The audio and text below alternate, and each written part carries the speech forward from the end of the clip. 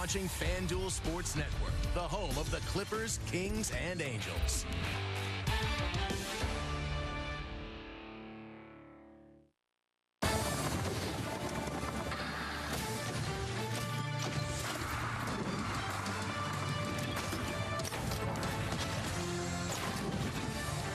Happy Saturday, sports fans. Coming to you from the Big A here in Anaheim. The weekend series against the Detroit Tigers roll on. The Tigers taking the first two. Halos looking to get in the win column as we welcome you to Angels Live, presented by Spectrum here on FanDuel Sports Network. Yes, plenty to dive into to get you ready for first pitch tonight from the Big A. What an entertaining beginning of this ball game, certainly with the Dark Skubal and Zach Neto. Lots of competitive fire and energy between those two guys, plus history for the finish with the Detroit Tigers. Riley Green etches his name in the history books for the Tigers. Plus, Kyle Hendricks makes his second start here at the Big A, looking for a bounce back tonight against the Tigers.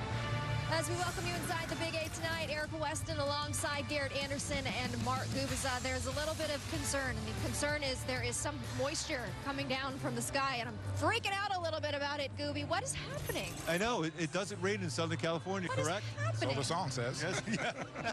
I just know Wayne is upstairs besides himself with clouds in the sky right now with the moisture falling from the air. But Angels looking to bounce back tonight. Gooby, I'll start with you. How do they do so? How do they move on from last night? I think when you look at how that game was unraveling, I mean, you had an opportunity to win a game. You have one of the best closers in the history of the game in there, and a tie game in there in the ninth inning. You feel really good about your chances of having a walk-off win in the bottom of the ninth. The Tigers, though, they've swung the bats really well in the first two games. They've been swinging the bat extremely well since the beginning part of the season.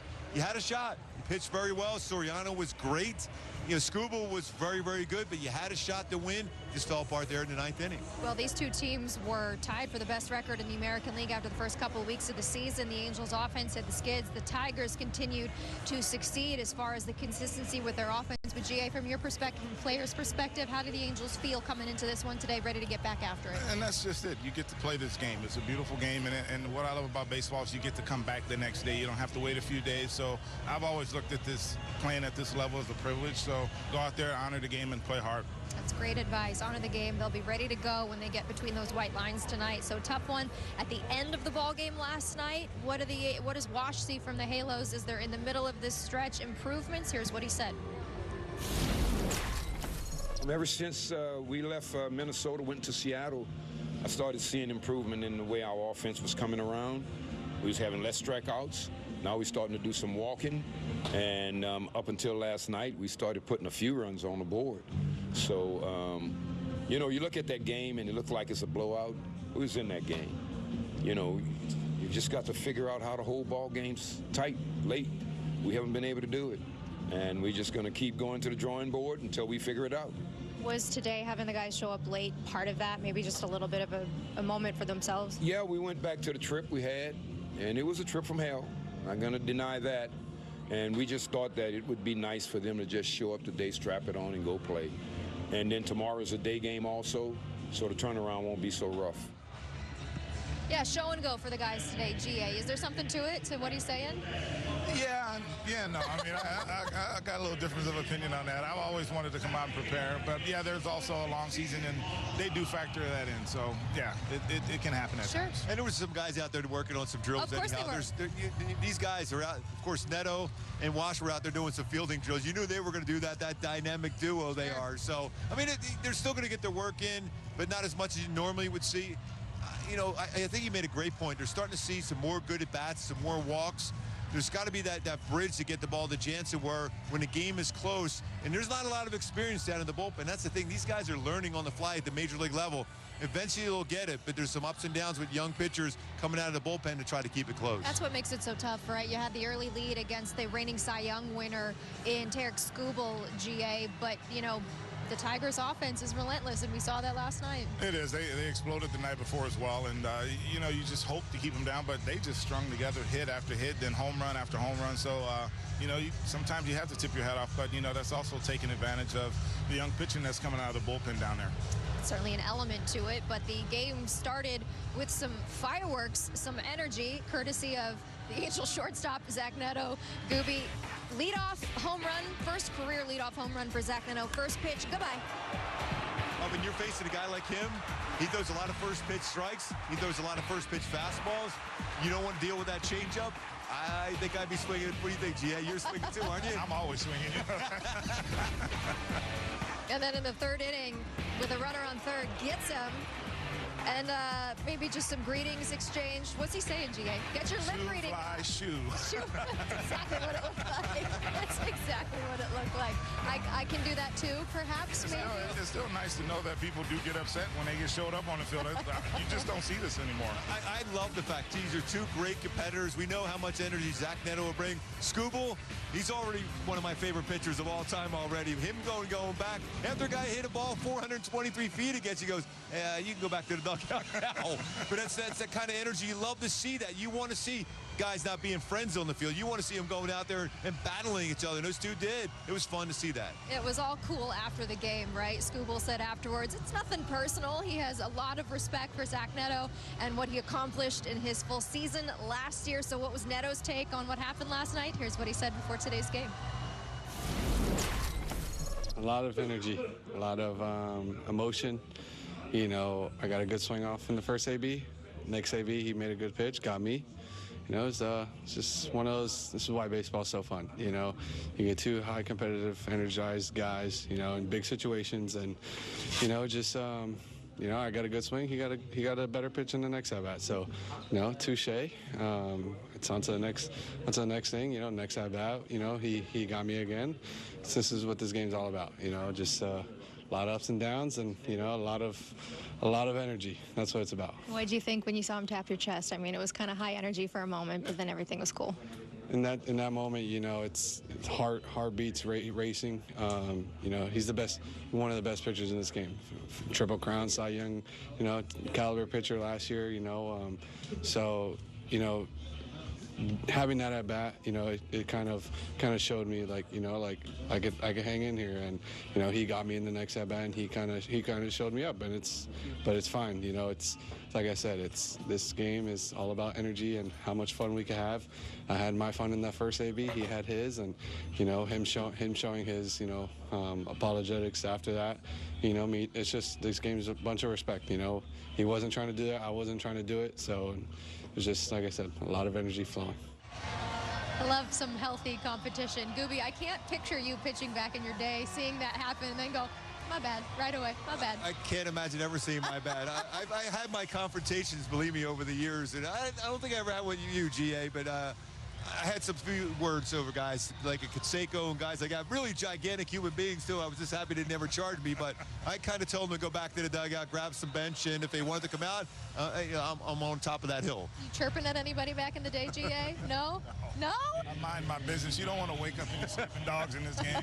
This game is humbling enough as it is. That's a good point. That's a good point, but I can see you being fiery out there. You were fiery on the pregame show yesterday, so why not? When I've been accused of almost falling asleep on the on-deck circle, so, you know, take it for what you. I don't even know where to go with that. I don't even know where to go. You know, I wish I could be calm for once in my life out on the mound. It probably would have made me a better pitcher, but it wasn't going to happen. Oh, you too. Too much. I think what we're going to do is we're going to talk about Riley Green and the way that he finished this ball game. We talked about the relentless offense for the Tigers, but history for him last night, Gooby. He became the first player in Major League Baseball history to hit multiple homers in the 9th inning of a game. I mean, that's pretty amazing when you think about the history of the game, how many games have been played over the years. And I've always been a fan because he works counts well. He's patient at the plate. I mean, you look over his last 8 games, he's hitting .419, slugging .936. He started off a little bit slow in the season. He's trying to get healthy. He's playing center field here tonight, but he hasn't been completely healthy in the beginning part of the season. He is locked in right now, GA, and I'll tell you what, he's one of the best young players in the game. Can get the baseball in the outfield, but he has a real good approach at the plate. Yeah, it's amazing that still after 120 plus years, we're seeing the first time in Major League history, so it's just unbelievable how the stats just keep rolling. And Tigers history, too. The third Tiger to homer twice in an inning as well. I'm sure you guys are going to talk about that during the broadcast. GA, what do you like about the way that he's swinging the bat and his approach? I mean, he's a man after my own heart. You know, he just he just swings, and you know, he doesn't walk either. So I was accused of not taking my walks either. So no, but no, he puts the ball in play, and he can drive it. All right, very good. Let's take a trip down to the farm, guys. How about that? Because there's some good pitching happening for the Halos in the minor league system. Now, everybody say it together. Aldegheri. Yes, Sam Aldegheri. Yeah, dominant last night, Gooby, in his start with 7 innings. 7 shutout innings for the Trash Pandas. And that's the slider you want to see. If he's going to be effective up here in the big leagues, it's going to be that slider. He still has a good mid-90s fastball, but it's not an overpowering fastball. That's why that slider is so good. The way Clausen's thrown now, the Gary and Caden Dana, that's 3 really good starting arms in the farm system. At some point, you may see them during the course of the year, but Aldegheri knows how to pitch really, really well. And I love the fact is he's finally getting that slider, that depth in that slider, because that's going to be an important pitch when we see him back up here. Well, that's the key, right? Going down to Double-A where you're going to face the best competition, particularly in that league, too. Yeah, and you know each one of those guys has got a chance of making that jump up to the big leagues. It used to be in Double-A, you went up to Triple-A. You don't see that too much anymore. All the best prospects are right down there in Double-A, so he's battling some really good batters at the plate. All right, good stuff. Perhaps we'll see Aldegheri up here with the big club in short order. Stick with us. We've got more to come as we get you ready for first pitch tonight from the Big A. Coming up, it's an all SoCal pitching matchup tonight. We'll dive into the starters next. You love our legendary. Every game night is a chance to go big with MLB Big Inning. Turn on baseball's only nightly show that brings you the biggest plays of the night, live and commercial-free. Strikes him out. No one stacks more clutch plays into one live show with up to 4 games on a single screen. Out of here! He is on fire. It's a walk-off winner. Change up game night with baseball's biggest game changer, MLB Big Inning, presented by Nissan. Every night, all season long on MLB.tv. Talent-wise, with the Correas and the Royce Lewises and the Buxtons firing at the height of their power, they're probably the most talented team. Royce Lewis puts his team on top. Postseason monster, we all know that. Grand slam, Carlos Correa. With Byron Buxton, it's the tools, the speed, the power. There's one speed, and that's to go get it. I think that we're a great team. I think we know we're a great team. The Twins have the most talent in that division.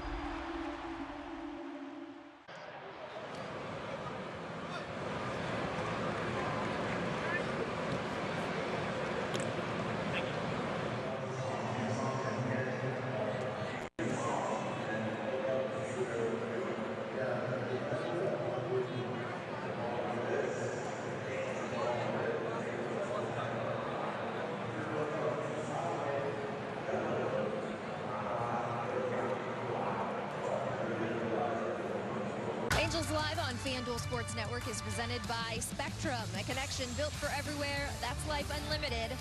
That's Spectrum. Angels looking to break their losing streak tonight here from the Big A. Game 3 of 4 this Saturday against the Detroit Tigers. We welcome you back inside the ballpark. Erica Weston, Garrett Anderson, Mark Gubiza with you. We are in Southern California. We have an all SoCal pitching matchup despite the weather looking like we're in the Midwest at the current moment. But this is kind of cool, right, guys? GA, I'll start with you. We've got 2 guys, Jack Flaherty, Kyle Hendricks, both from Southern California. Jack Flaherty from Harvard Westlake, Capistrano Valley for Kyle Hendricks, and both of them World Series champions as well. Well, Southern California has always been a hotbed for baseball, so, you know, it's cool when you see players from the same area end up, you know, where their dreams, you know, they dream as kids to end up, and especially for Hendricks being a hometown guy growing up watching the Angels. You're a SoCal guy, too, there. Kennedy High School there in the Valley there, GA. So, I mean, you know a little bit about this, too. I mean, Flaherty over at Harvard Westlake was part of an incredible staff. A staff where if you were a coach going against them, you were hoping all 3 of those days were raining like this so you wouldn't have the game being played.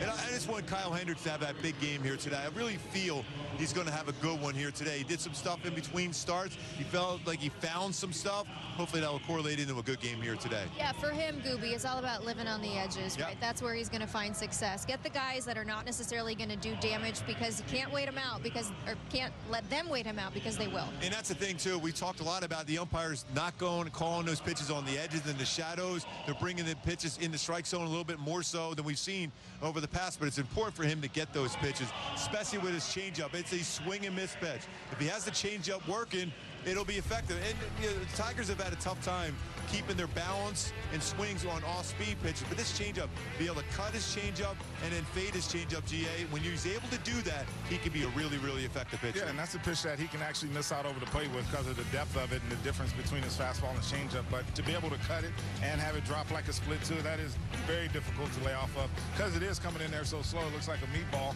but next thing you know, it's in the dirt. And then they start looking for that. Then you get that fastball by him too. GA, if you were to be facing Kyle Hendricks, who's got those different two kinds of pitches, the changeup, how would you wait him out? My approach would be I would try to hit the ball in the third base dugout. That's how that would keep my bat back. No, seriously, that changed the view of the field. So I can't sit there and wait for something that's slow. So I have to find a way to slow myself down. Okay, interesting. Yeah, I mean, when you look at the numbers for the Tigers against changeups this year too. Kyle Hendricks, he went to Dartmouth for a reason. He's a professor. Yes. He's aware of that. So they're going to be looking off speed for him. If he can just sneak a couple fastballs by them early, that's going to make that changeup even better. How about the tunneling, though, the arm action for him, Gooby? I mean, that's the important thing because he wants everything in the same direction coming out of his hand. If he's able to do that, that means that curveball when he throws that and his changeups is going to be so much more effective. It's our StatCast 3 powered by Google Cloud. His ability to have that same exact arm slot. I think that's what I saw when he was working in his bullpen session. He felt there was a little slight different angle in his changeup and his fastball. So you're going to see that kind of work he put in the bullpen session hopefully comes into play today. Well, we saw him working in Seattle. Yusei Kikuchi had the slight arm angle adjustment. It was successful for him. But you guys were mentioning that trio of players from Harvard Westlake. What a team that was, though, Gooby, with Lucas Giolito, who's now with the Red Sox, Max Fried, and Jack Flaherty there on the right. And we had to play them twice a year in the Mission League in high school baseball. And I remember, especially when you're facing like Giolito, I thought of the three, I thought Flaherty was the best athlete because he was a real good third baseman who could swing the bat. The other two, just dominant pitchers with great stuff. But Flaherty is an all-around great athlete. He feels his position very well, difficult to steal against, and his stuff played very, very well. His breaking ball this season has been his go-to pitches, though.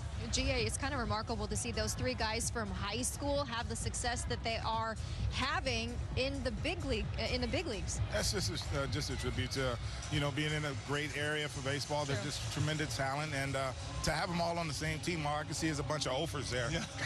Because high school hitters as a team generally don't have a lot of good hitters. Just run off it and run as much as you can. If not, hey, we can get them next week. All right, well, with Jack Flaherty on the mound against the Angels here tonight, there's some numbers, though, Gooby, that are favorable for the Angels. We're not going to read too much into it, just 2 career starts. We don't want to say anything like we have in the past, but there's certainly some dominance on the Angels' behalf. When you've had success against an opponent, you still feel much better. I mean, when you look at his numbers this season itself, if you can sit and get yourself into fastball counts, and that doesn't necessarily mean 2-0, but when you think looking fastball, that's where you have success. His breaking pitch, especially his knuckle curve and slider, have been very good, but a lot of guys with success against him helps. Yeah, he's he does throw everything up there, but he just tries to get back in the counts with off-speed pitches. But he does miss a lot out over the plate, and to the numbers we have to say them because they're just so big. Yeah. I usually don't read in things that day, but as a hitter, you definitely feel good about going up there today. So it means something to you if you see that against numbers, a team, collectively. All right, well, the Tigers have lost 5 of his 6 starts to start this year, Gooby, but how about his pitches and how they look similar? I mean, and it's kind of hard to be able to have these kind of pitches all working really from the same exact arm slide, the 4-seamer to sinker, but to throw a knuckle curve and a slider from that same arm slot and tunneling in there with his changeup makes him really good. Like I said, he's a real good athlete. He has tremendous balance on the pitching rubber, but trust me, he remembers lack of success against a team. You always do that, or a lot of success against a team. So hopefully right away the Angels are able to get some good swings against them and score some runs for Kyle Hendricks. Did you remember that? Oh, yes, I did. Yes? Yes, I remember everybody got a hit against me and everybody had a good swing who didn't have a good swing, and teams that I struggled against, including this Tiger team in their ballpark, I couldn't get them out. But I pitched against them at home, and I got him out. I couldn't ever figure that one out. And he will never forget it. Yes. All right, Gooby, get that lettuce upstairs and out of this rain. All right. Get out of the rain look now. Good. All right. Have a great call. Stick with us. More to come as we get you ready for our first pitch here from the Big A. Coming up, a lot of good storylines going around Major League Baseball. We'll dive into some of the headlines next. At Pechanga This guy is the entire package. Struck him out. My goodness. He has a weapon for every hitter. Good luck. 99. And what I like most about him, he pitches with an attitude. They're still on their feet for Paul Skeens. Everyone wants to watch this guy. Must-see TV for me. 6'7", top 5 exit velo, #1 arm in the sport. There's a cruise missile. More fireworks. He can go out there to center field, relax, and I think this is a 30-30 guy this season. Every game night is a chance to go big with MLB Big Inning. Turn on baseball's only nightly show that brings you the biggest plays of the night, live and commercial-free. Strikes him out. No one stacks more clutch plays into one live show with up to 4 games on a single screen. Out of here! He is on fire. It's a walk-off winner. Change up game night with baseball's biggest game changer, MLB Big Inning, presented by Nissan. Every night, all season long on MLB.tv.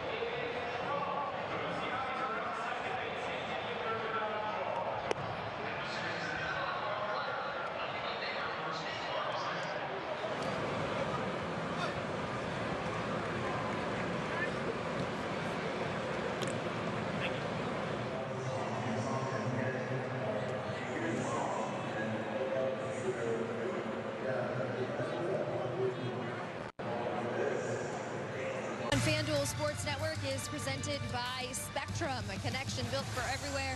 That's life unlimited. That's Spectrum.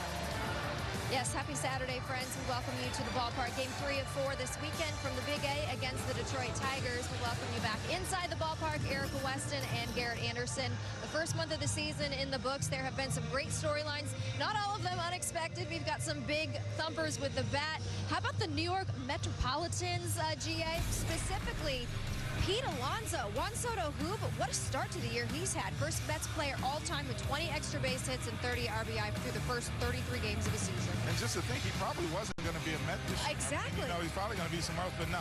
This is what these guys do, especially when they get out to starts like that. They're going to have, this guy's going to have a big year. National League Player of the Month is Pete Alonso. How about the Evil Empire? Aaron Judge and Paul Goldschmidt, what a start they've had. The first Yankees duo since 27 with at least 15 multi-hit games through the first 32. Yeah, these guys are proven veterans, and doesn't surprise me anything that Judge does these days. And just the park that he hits in and his approach to hitting just, you know, makes things so much easier for him, just like that little chip shot right there. I feel like Goldschmidt is kind of getting overshadowed by Aaron Judge because he's having such a ridiculous start to the season. But this was earlier today. Jake Myers and the Houston Astros tied an Astros franchise record with 13 total bases. Fourth player since at least 1901 to record 13 or more total bags. He was batting ninth, GA. Wow, there's a one-man wrecking crew. Everybody else would just sit and watch today. He was the bus driver today. He was the bus driver today. What do you think about the duo with Aaron Judge and Paul Goldschmidt? I feel like we didn't really know what to expect with Goldschmidt, but he's a proven veteran. He's an all-star, and he's so good at what he does. No, he's definitely going to provide a lot of support, especially since Stanton's not going to be there for much of the year because he got put on the 60-day. But, no, it's nice to see him get his swing back because he scuffled a little bit last year. He did, and it's a great matchup so far with both of them. Aaron Judge batting .434 so far to start this season. Wow. Where's he going to end up with 70 home runs this year? I mean, he's out running already because last year he was scuffling a little bit, and he still ended up having his normal year. Might be the AL MVP once again. Stick with us, getting closer to first pitch here from the Big A. When we return, we're going to take a look at Ron Washington's starting lineup with Kyle Hendricks on the mound tonight in Game 3 against the Tigers.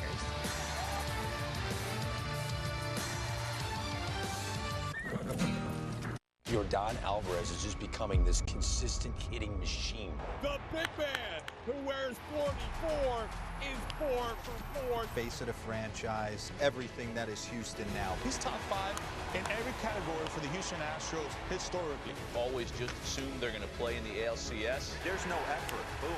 And you can kiss that goodbye. That's a game winner. Late inning heroics once again. He's a legend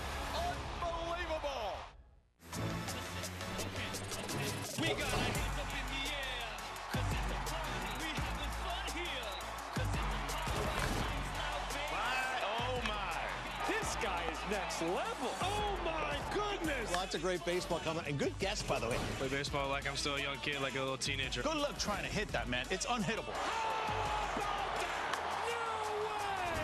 What a moment! This is the show that never ends.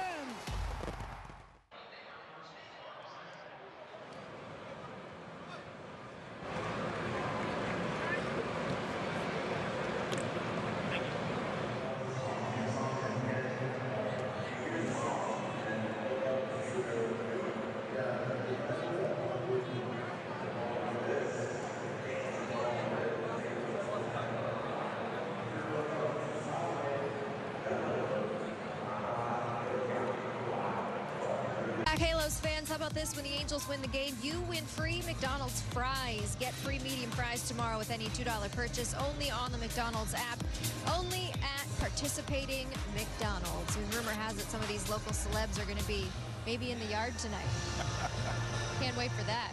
All right, let's take a look at Wash's lineup tonight. Game 3 against Jack Flaherty and the Detroit Tigers. A little different look with Campero getting the start tonight in right field, GA.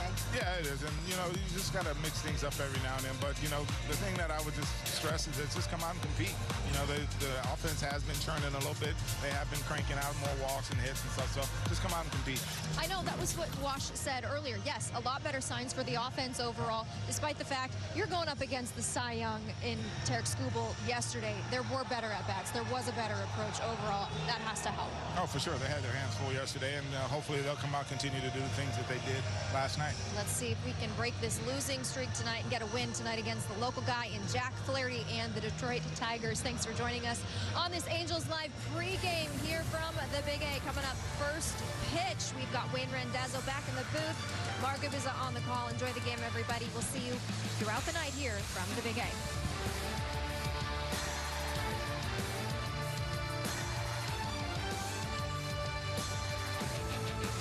It's not what. Arguably one of the best pitchers, if not the best pitcher in the game. At 100 miles an hour, Sandy ties a career high 14 strikeouts. This guy is a difference maker for the Marlins. He's a staff ace. He wants to take the ball, man. He has been great. Sandy Alcantara has thrown a complete game shutout. It's like if I faced you, you got no respect for me. No. Exactly. Morris at the front of the rotations. The guy that wanted to finish what he starts. Shutout for Sandy Alcantara. The face of the game of baseball is running through this guy right here. That dude has electricity coming out of his pores. You're changing the sport, man. I just go out there every day and give them 100%. Every day he does something that draws your attention. Green is cooking with gas. It feels like he's finally put it all together. I think Hunter Green's about to become a super ace of a playoff team. That's what the Cincinnati Reds are going to be in 2025.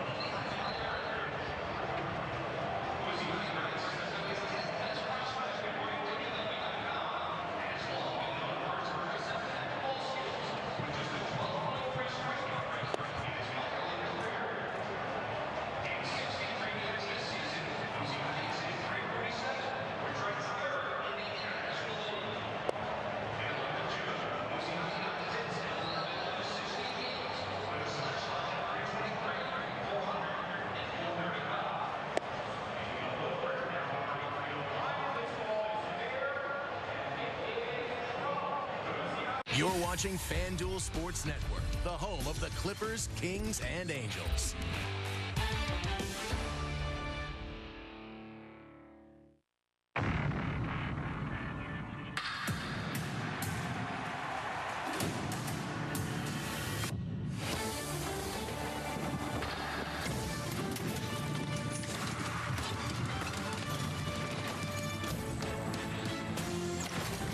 It's Saturday Night Baseball in Southern California. Tonight, Game 3 of this 4-game series at Angel Stadium between the Los Angeles Angels and the Detroit Tigers.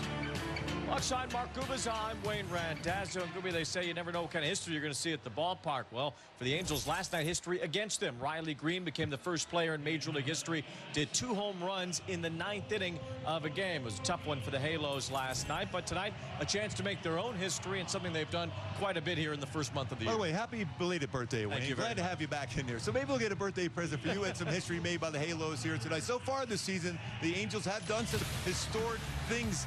In the first, when you look back, the first 14 games, 9-5.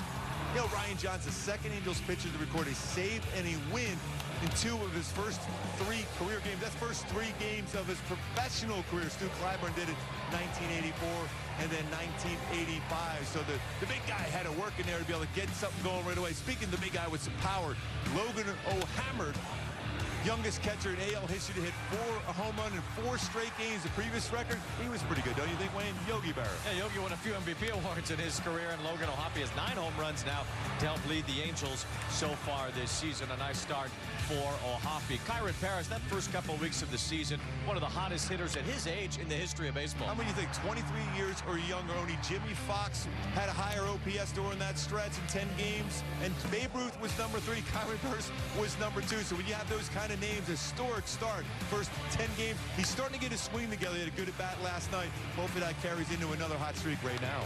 Paris hoping to get things going on an extra base hit in that game, and Joe Adell, he had his own 2-homer inning earlier this year in Tampa. It's amazing when you think about your first home runs of the season in both in the same inning. I mean, that's the thing with Joe Adell. When he gets hot, he has tremendous power, a lot of big swings. When you look back at what they did down there in Tampa, Joe Adell, 2 home runs in the same inning. Now, the Angels were playing some of their best baseball early on. Mike Trout was as well, 8 home runs in the first 20 games in back-to-back years. Hadn't been done since Barry Bonds in his heyday in the early 2000s. And you were hoping that was going to continue on. Mike Trout on the IL right now. Doesn't seem like it's going to be too long. So once he gets back in there, see him to get that 10th home run, getting closer and closer to 400 in his career. And then Kenley Jansen. I mean, it's great to be able to see him. This is the 4th pitcher in MLB history with 450 career saves. That's that nasty cutter upstairs. It doesn't matter what the scenario, what the situation, always cool and calm with that cutter, getting that 450th career save.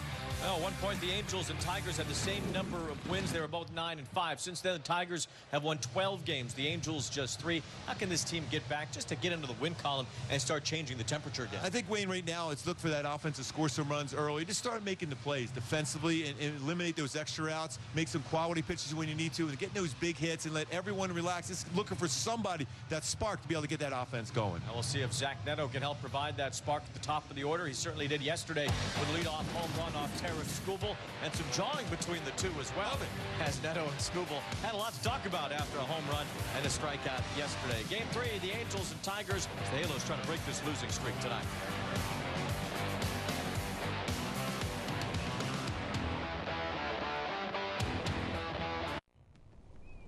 I'm Jesse's uncertainty, and I really thought house projects were my time to shine. One little, "Are you sure?" He gets stuck before he even got started. But Jesse's changed. Because of Thumbtack. With their guides, he knows exactly what to do and who to hire. And his house is looking great. Where does that leave me? Uncertainty doesn't live here. You do. Take care of your home with Thumbtack. Download the app today.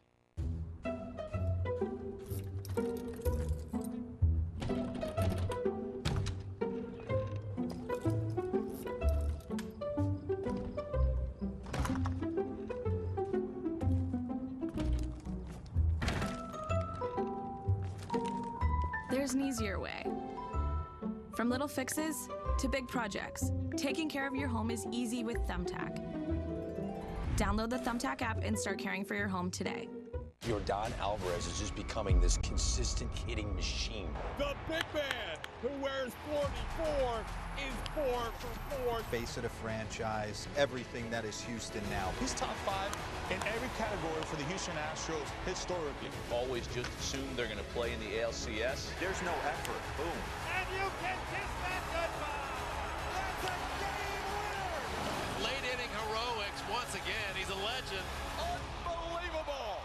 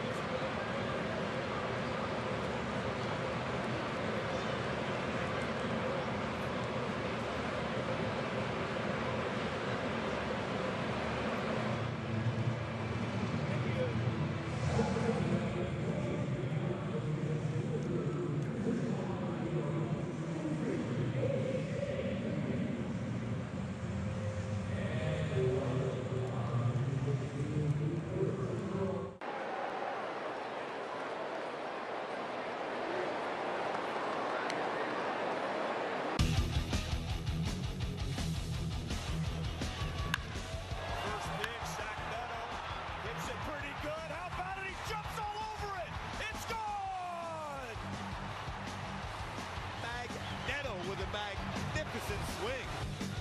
Go ahead, 1-2. Swing and a miss. Some words between Zach Neto and Derek Skubal, who comes right back. And this is going to get everybody's attention. These guys being dudes last night with Zach Neto and Derek Skubal in a bit of a war of words. And then Skubal, you saw him apologizing in his way, saying that was being a bit of a hothead. So what? I love that, actually. I mean, when you're two good young players and you got the reigning AL Cy Young Award winner with some action, I love that. Yeah, I mean, it's not a bad thing to have the competitors competing out there. And Kyle Hendricks, well, a little quieter of a competitor, but a guy who has certainly been there and done that, trying to get his first win as an Angel, and his first win here at Angel Stadium, his hometown ballpark. Wayne really worked on in between starts to just find this good release point, consistent, and we'll show this as far as tunneling throughout the day, see how good and consistent he is with that. But my go-to is for Kyle to have that big game and pick up a W in a Halo uniform in the ballpark he used to go as a fan. Get off-balance swings throughout on that changeup or the cut changeup and fade changeup, but he's got to command all four corners. You're not seeing a lot of the edges where shadow is called, so he's got to get to those corners effectively to set up his changeup.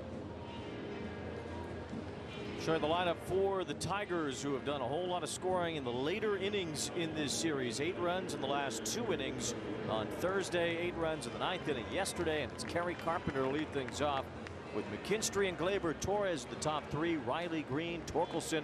They've all hit well to start the year. Dingler, too, at the bottom of the order for the Tigers. Javier Baez, who's been red hot, not in the lineup tonight, with Green playing in the outfield today. So here is Kerry Carpenter to start it off for Detroit against Kyle Hendricks. We are underway with a high pop-up into a gray sky as Luis Rengifo is in foul territory, and he makes the catch. Boy, you love that defensive play right away. A pop-up caught the defense behind Kyle Hendricks. Generally always around the strikes. A lot of fly balls. Campero out in right field. Be his second start. Last season in right field, he had 1 outfield assist. There'll be a lot of action out there for him. Same thing with Kyle Ferris. Taylor Ward, Rengifo making that play. Neto, Anderson, Shawnuel, and Travis d'Arnaud behind the plate. And Kyle Hendricks on the bump. 1 pitch, 1 out, and a soft pop-up. That's what Hendricks likes to see from his opposing hitters. First pitch that misses to Zach McKinstry, who has a career-high 12-game hitting streak. 1 ball and no strikes. Game time temperature is 61 degrees. It is overcast here at Angel Stadium. Some drizzle. I heard Erica say on the pregame show that I'm up here beside myself because of the clouds. And you know what? She's right. Yes. I am. I need a refund. And I think I'm going to ask you because you're the richest person I know. Yes. Oh, he'll stop sometime today. How about that? By the way, that's one of those shadow pitches again he didn't get. Well, the shadow of the strike zone has shrunk since last year, and that hurts a guy like Hendricks, who relies on getting those pitches just off the edge of the plate. 2 balls and a strike on McKinstry.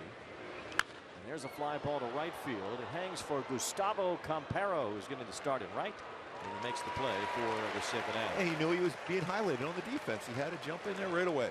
We appreciate that from Campero, who we saw in left field make a nice catch in Seattle the other day. Now getting his second start in right field tonight for the Angels. Gleyber Torres stands in against Hendricks here. Well, for Hendricks in his last start, he had some command issues. There was some thought maybe he was tipping his pitches. You know, he walked 5. He only gave up 3 hits, but 7 runs in Minnesota. That was last Friday. He's made some adjustments, and we'll see how things go today. A lot of fastballs so far. Spotting his fastball. Tigers have had a tough time with changeups this season, but he's got to show the fastball before he gets those chases with his changeup. Been a really good start for Gleyber Torres. You wonder, there's so much pressure playing in New York, and there was a lot of intense pressure over the years on Torres. He was a top prospect, and he had some good seasons there, but it always seemed like there was just a shroud of negativity surrounding Torres from the Yankee fan base, and you wonder if being in Detroit might just settle him a little bit. I think when you go back to that game 1 of this series, this is at bat against Zephyr-John, where he got a base hit. You remember he was behind in the count and finally had a base hit to left center field to get everything going. Can relax and play a little bit. There's a little bit less intensity. And there's still pressure to win in Detroit, especially now. But the intensity is different getting out of New York and going to the Midwest. 2 balls, 2 strikes on Torres. It still was a pretty good pitch, good take. Really, that curveball was just barely below the strike zone. Kyle Hendricks retired the first 2 with a couple of fly balls. Gleyber Torres swatted at that changeup. 2 balls and 2 strikes. A former Cub prospect facing the former Cub icon here, and Kyle Hendricks. So he threw him a cut changeup early in this at bat, but he threw that fade changeup to bring it back to the outside corner, almost like a 2-seamer. It's 2-2 on Torres, and a swing and a miss. Strike 3. Get at 87. Hendricks with his quickest 1-2-3 first of the year.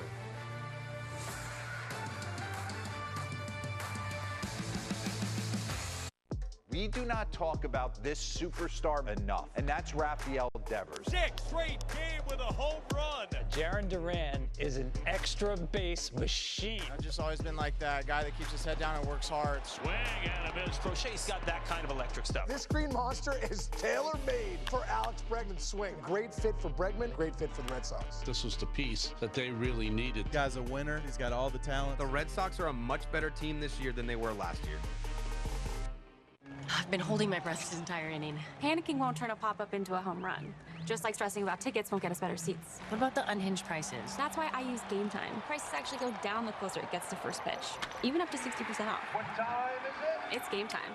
This tiny home trend, not for me. Now this is more like it. The same goes for my footwear. So I went hands-free with wide-fit Skechers slip-ins. Just step in and go without bending down or touching my shoes. Wide-fit, hands-free Skechers slip-ins.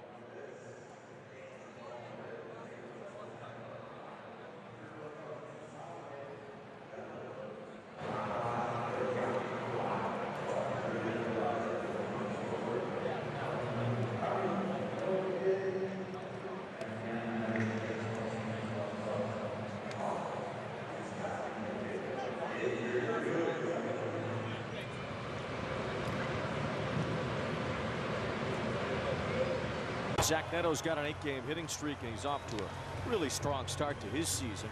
Nolan Shawnoel bats second, then it's Solaire's the DH hitting third.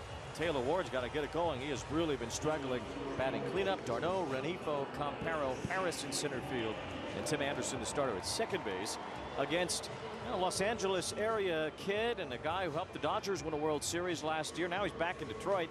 Jack Flaherty. And the Angels have had a lot of success against him. Granted, only just 2 career starts, but an ERA over 16 for Flaherty against the Angels. Neto stood up on the first pitch last night against Skubal and hit it 429 feet. Here is a strike that. That's beyond the shadows. That was maybe in the dark completely. From the home plate umpire, Manny Gonzalez. What a call that was. No balls and a strike. There's a line drive base hit. The hitting streak now at 9 for Neto. And you got to believe with that speed, he might be able to try to create some runs, although Flaherty's really quick to the plate, does a great job of stopping the running game. My go-to is to have success against Flaherty here today. He doesn't give up many hits versus breaking pitches, but got to have success versus his fastball. So far this season, you know, a couple home runs, 3 of them, and a 241 batting average, and shorten that swing like you saw Neto on breaking pitch. He's got 29 strikeouts and over 40% whiff percentage on his knuckle curve and slider. Here's Nolan Shonowell taking ball 1. A couple of homers for Shonowell. These two teams have something in common in the fact that they are the league leaders in home runs hit by players age 25 or younger. The Tigers have hit 22. The Angels have 20. There's a lot of young talent on both teams. And Shonowell looks at a strike from Flaherty. Yeah, you see right now Flaherty doesn't have that overpowering fastball anymore, but he does a real good job with his breaking pitches. Well, where is it? Because he had it sometimes last year.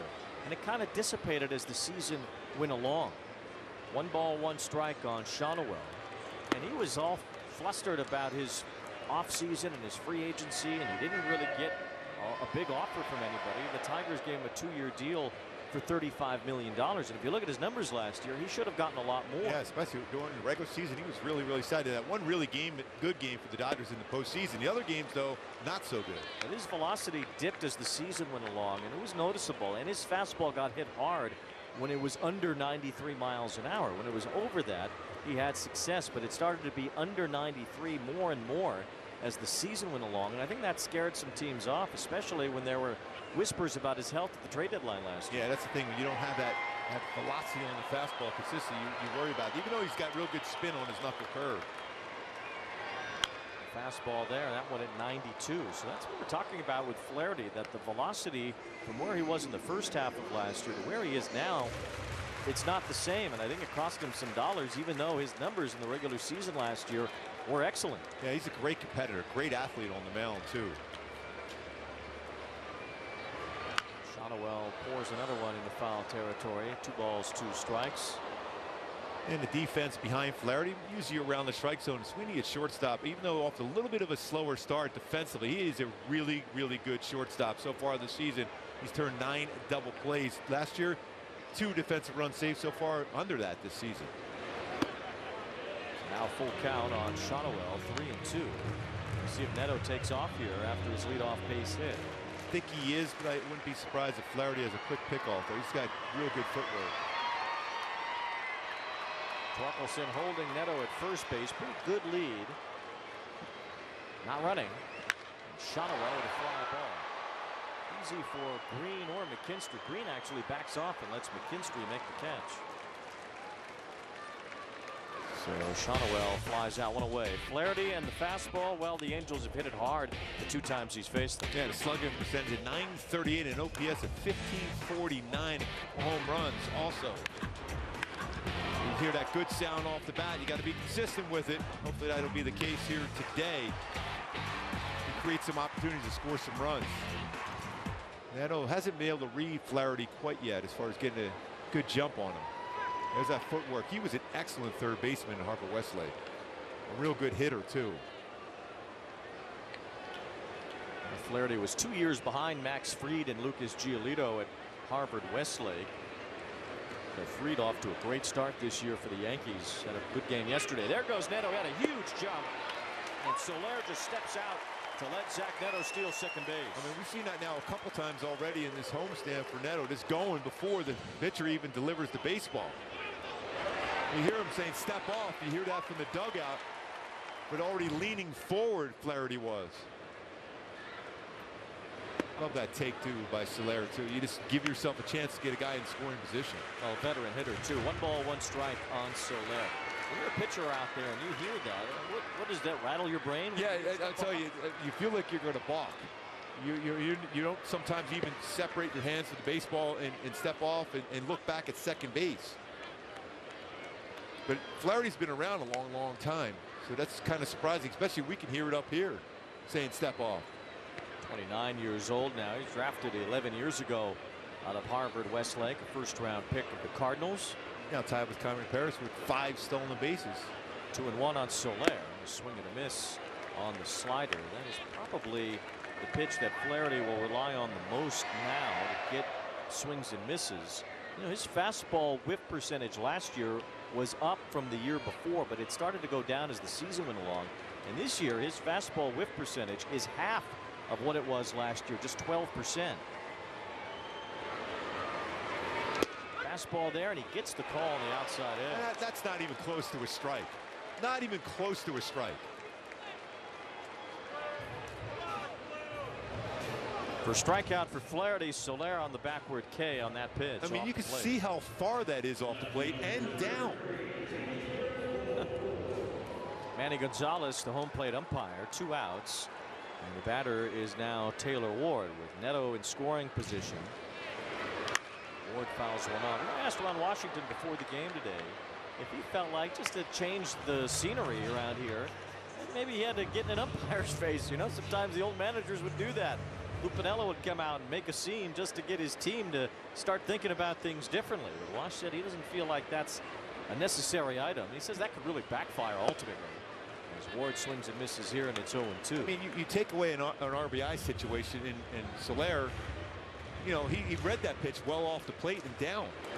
I mean, it was well off the plate and down. The ball's 2 strikes on Ward. And he goes fishing at strike 3. It has been a tough go for Taylor Ward lately.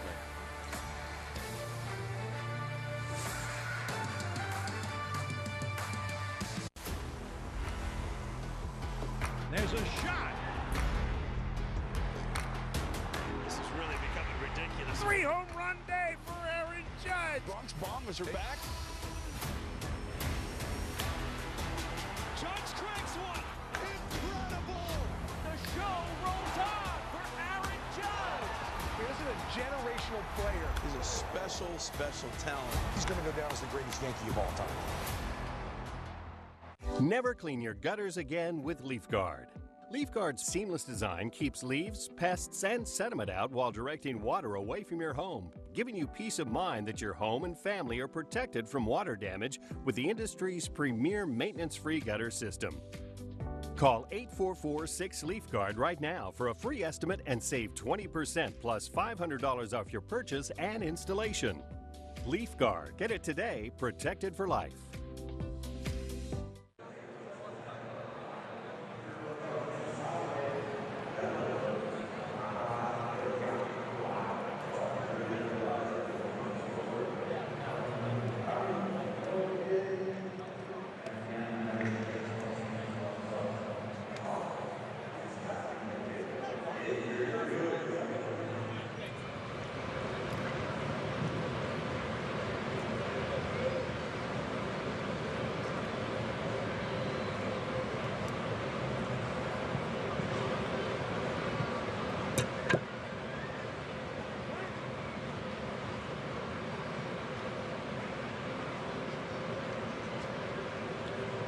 Historic night for the Tigers. Riley Green last night, who became the first player in Major League Baseball history to homer twice in the 9th inning. And unfortunately, one of them came at the expense of Kenley Jansen, who had a career worst night. Now, of course, the conversation after the game last night was the fact that Kenley hadn't pitched in quite some time. So Wash was speaking about that before the game today. And first of all, when he went out to the mound last night, all he told Kenley was just wasn't his night.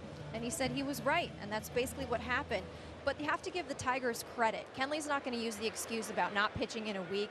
Have to give him credit. The cutter, he gets his strikeouts up in the zone, and the Tigers knew exactly what they were going to be looking for. However, they did have a chance to possibly get him into a game sometime the last week. The problem was a lot of those games, guys, they were close towards the end, so there's a save opportunity, and then, of course, the game just ends up getting away from them, and you don't want to put Kenley in that spot if there was a save chance the next night. Ground ball, and Tim Anderson with a diving stop, unable to make the play. As Riley Green leads off the 2nd inning with a base hit. But he's 3 for 3 in his last 3 at-bats now. In the span of 2 innings because of his 9th inning history last night, leading off the 9th inning with that home run that just barely got out to give the Tigers the lead yesterday. And then later in the game, the finishing blow with his 2nd homer of the 9th inning, something that had never been done. He was only the 3rd Tiger to ever hit 2 home runs in an inning before. In the long history of the Tigers, it had only happened twice. Maglio Ordonez in 2007, and of course Mr. Tiger, Al Kaline, did it. Shonwell gets an out at 2nd base on the force off the bat of Colt Keith. That's a real nice play by Shonwell, and that one quickly got to that baseball, and that's going to be the one play you got, really, is at 2nd base on the force out. Got rid of it quickly. Good feed to Neto. You're not going to turn 2. Just get that one out. He did a nice job. But to Erica's point, I don't know that Jansen yesterday was blaming rust or anything like that. As you see Shonowell cut over and make that play, he just said, sometimes you stink. And the one thing that in Jansen's case we've heard from other relievers around the game and the relievers on the Angels themselves is how much Jansen talks about flushing a bad outing. That's really like his MO, that he is able to flush a bad outing in a way that a lot of guys really can't do. He has that mental toughness to do that. And that's what he's going to have to do now. That's why he's so important now with all those young pitchers down there with him in the bullpen, and he's available today. So hopefully he gets another chance to go out there and perform. Torkelson fouls one off. No balls and 2 strikes. We've seen Hendricks get ahead here early on. Something that was some trouble for him last time. And the more he was able to work ahead and throw some strikes, then he can expand the strike zone. That's so important for him. Worked his first 1-2-3 first inning of the season in the top of the first, striking out Gleyber Torres to end that. He's got 2 strikes on the big man Torkelson here, who's hit 9 home runs. He's going in on that fastball, but I don't know if he was committed that one there. Just to show him a fastball. Now he's got 2 options. Either you can go that fade changeup down and in, or also go that cut changeup away. A couple of local stars on the mound here tonight between Flaherty and Hendricks. Torkelson rolls one towards second. It's grabbed by Anderson, who steps, jump through to first. Wow. It's in time, a double play. That is a cannon of an arm for Tim Anderson. What a play that was. Step on the bag, off balance, and a firm throw. 4-3, double play.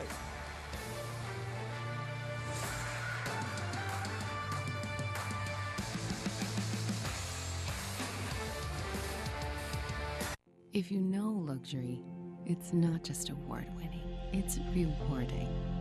Saatva Mattresses supports all types of sleepers.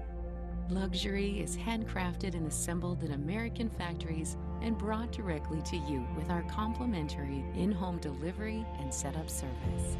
Which is why over 90% of customers would recommend Saatva to friends and family. Saatva, luxury mattresses made affordable. The true West has no fences. There's an edge, but you gotta find it. Find comfort from the traditions that help define it, and the confidence from having the courage to defy it. But being brave isn't about being different. It's about being yourself. Now, we might not need more people in the West, but would it hurt to have a little more West in the people?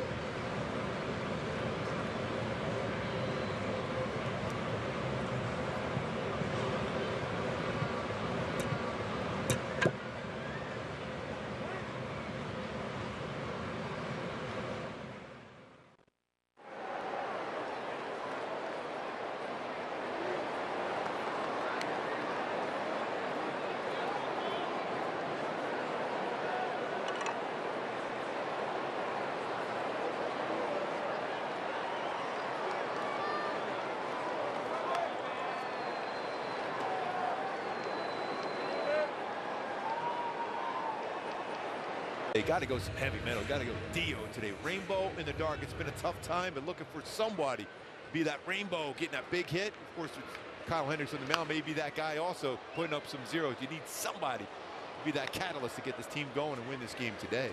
What a treat it was to hear that song before the game. Yes. Got us really pumped up for this broadcast. Yes, it was. Barely even noticed the clouds when I heard about the rainbow in the dark. And why would you? No balls, 2 strikes on Travis d'Arnaud leading off. He's doing the catching tonight. It's a day off for O'Hoppe, but we can expect him in there tomorrow when the series concludes with a day game. Jack Kohanowicz will start that one against Reese Olson. He's starting to swing the bat well, d'Arnaud. A lot of line shots to right field. He's a capable hitter, no doubt. Lays off the breaking ball there from Flaherty, that knuckle curve. 1 ball and 2 strikes. Flaherty ditched his cutter and has gotten a little bit better movement with his slider and his knuckle curve since then.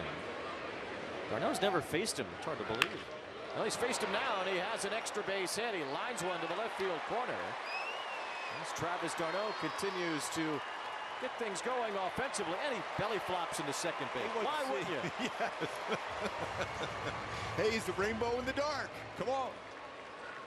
Another double. That's his 4th double of the season. Well, he must have seen the pot of gold at second base. Yes. Boy, nice job of bringing his hands in on that 4-seam, 90-mile-an-hour 4-seam fastball. Look at this flop. Well, LeBron would be proud of that. Luis Anifa swings and misses on the curve.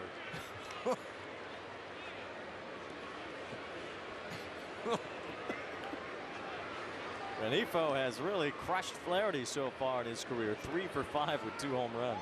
This is a big at bat here. You got to get some action here. You got to get him over at the very least and bring him home. Get a lead for Kyle Hendricks.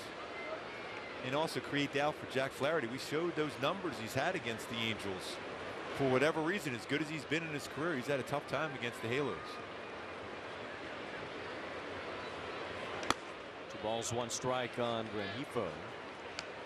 Flaherty to start earlier this year at Dodger Stadium. First game for the Tigers was their opening day. It was the first game in the U.S. for the Dodgers, and Flaherty 2 runs on 3 hits in that one. Here's Renifo tapping one toward the right side. I'll move the runner over. Close play at first, but Torres able to retire him. 1 out. Darno in scoring position as the Angels try to get a leg up on Flaherty out of Harvard Westlake High School, and trying to help Capistrano Valley's Kyle Hendricks. Yeah, this will be a big one here for Hendricks. He's battled and he wants to win so desperately here at the Big A. And Jack Flaherty has won a lot. Both are World Series champions with the infield in here for the Tigers with Campero, who makes a ton of contact. An accomplished bunter too, Campero. It's a one-hopper right to first, so the infield in helps the Tigers get the second out with Darno stationed at third. Maybe a bit of a gamble early in a game from A.J. Hinch, but paid off pretty quickly. And you can't go on contact on that one, especially Travis Darno. It's a little bit, you know, out in front of that slider for Campero. Goal here for Cameron Paris is to get something in a lower third. Paris playing in center field again tonight. He was in the lower third, but spun away and he swung through it. Paris had a double in the game last night, keeping that OPS pretty high. That huge start still floating Paris's numbers at this point. He has been hitting a little bit better lately, and he hits this one hard toward right center field. It hangs up though. Green is over, so is Carpenter, and they collide, and it falls in. A run scores as Darno comes home, and the Angels catch a break. Wayne, that is it's a rainbow in the dark right there. We saw that last night too with Baez and Carpenter. Green hasn't played a whole lot of out. He's a really good center fielder, but hadn't played a lot this year. DHing quite a bit. He's calling for it, and it's his ball, center fielder. You see how strong Carpenter is. You don't want to run into him, and that's exactly what happened. Ends up being a 2-base gift for Paris. And a run for the Angels. Now Paris heads for third as Anderson. It's a fly to right. This one will be easier with Carpenter by himself, and he makes the catch. So the Angels catch a break finally. A ball falls in that should have been caught, and a 2-out run comes of it as the Angels lead 1-0 thanks to this flop from the Tigers.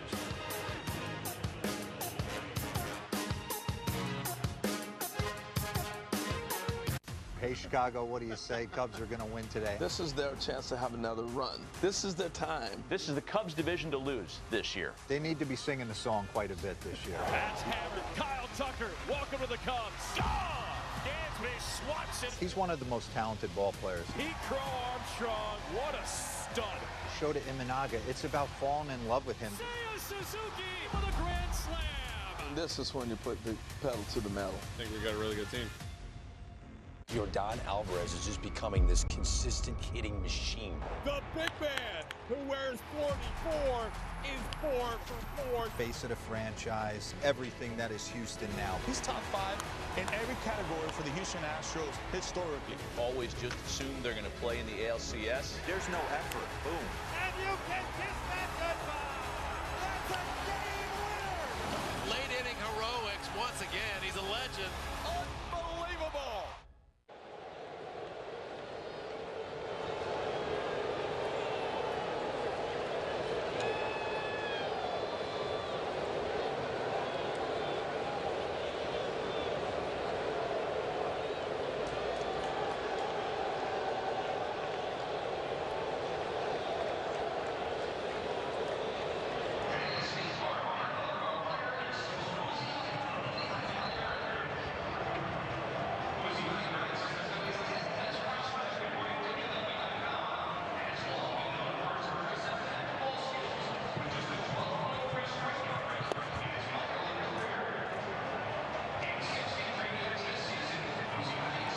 far, just take a look at our StatCast really powered by Google Cloud. The tunneling in his pitches between his sinker, four-seamer, curveball, and changeup. Extremely important for him to have that same arm angle. That's what he was working for with in his last time out there up in Seattle in his bullpen session to make sure he stayed there. Makes all those pitches that much better, more difficult to read, whether it's off speed or his fastball. And Kyle Hendricks able to work through the first couple of innings with only one base runner allowed so far. The Angels were given a run at the end of the bottom of the second thanks to some miscommunication in the Tigers outfield. And we saw in the first inning too, Riley Green, being the center fielder, not taking control on a ball that was hit to left field by Nolan Shotwell. Green kind of backed off and let McKinstry, the left fielder, take it. Yeah, they've kind of moved him out of out of center field because he's so aggressive. All the diving, running in the wall. But back out there in center field today, and he's getting comfortable all over again. He's a really good outfielder normally. Young pops out to Neto, one away here in the third inning. Brings up Trey Sweeney, the starting shortstop for the Tigers. Good defender. He has not hit much yet at the major league level. He's who the Tigers got when they traded Jack Flaherty last year to the Dodgers. He had that big at bat to tie it up yesterday night. I was talking to Barry Enright about that with the youngster Ryan Johnson. He went with a sweeper there. And a lot of times, especially on that pitch going into a left-handed bat, he had a line drive go over the short wall. After some tough cutters, he would look like he was late on. You want to make sure he hits the ball the other way at that point of the game, but it's that learning experience for young pitchers. A good pitch there from Hendricks, some sink on it to get ahead of Sweeney 0-2. Got him set up for that changeup, fade changeup away now. About the Angels' end-of-game options right now, outside of Jansen. Well, Zephyr John doesn't have a lot of experience. Johnson has none. He's only getting it now at the major league level. Didn't pitch in pro ball at all until this year. Reed Detmers, who's a starter. Ground ball toward the middle. It is Neto able to handle some funny spin and get it to first to retire Sweeney. He set him up. He got him out in front on that changeup, set him up perfect, and he throws a ton of them. A 38% changeup usage leads all AL starters, and the Tigers have had a tough time. 6 words, 214 batting average versus off speed. But you can tell they're sitting on changeup here against them. That's why they've been late on some fastballs so far. A good sign for Kyle. He's faced the minimum so far. Dylan Dingler is the batter here. Dingler's hit a home run in each of the first 2 games in this series. That's when you know you're looking changeup there. That's a fastball right down the heart. That's the key to pitching for Kyle Hendricks. 4 homers overall for Dingler, is hitting .300, and in the absence of Jake Rogers, who is the usual starting catcher for Detroit. 1 ball, 1 strike. Well, Hendricks certainly knows what he's doing, a proven commodity in regard to that. Some extremely good seasons with the Cubs, doing exactly what he's doing right now, not overpowering hitters, using that changeup to his discretion. Okay, now you're at a point right now, Wayne, against Dingler. He's hit the ball really well this season. He has 0 walks. So when you see that, that tells you there's a chance you can get him to chase out of the strike zone. He's an aggressive swinger. He's hit the ball very, very well for him this year with 9 extra base hits, including 4 home runs. You got to try to get him to swing at something out of the strike zone. 0 walks for Dingler and 90 at bats, 28 strikeouts.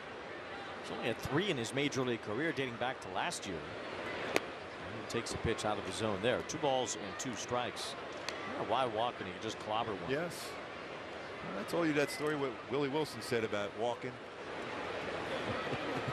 Not a fan, Willie Wilson. Yeah, he said, nah, if God wanted me to walk, I would have been a mailman. He says, I'm going to be swinging the bat and doing a lot of damage with that baseball bat. 2 balls, 2 strikes on Dingler. And there's some damage potentially on a fly ball to right. Campero is back for it. Has just enough room to make the catch.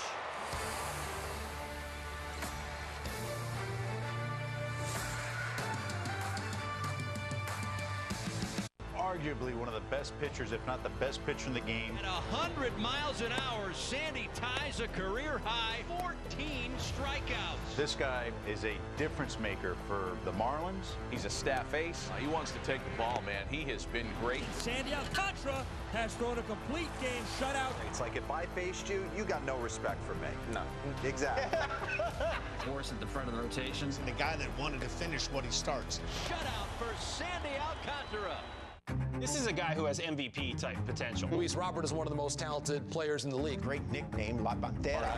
Can do it anywhere on the field. He has the potential to be a 30-30 guy that can knock in 95 to 100 runs.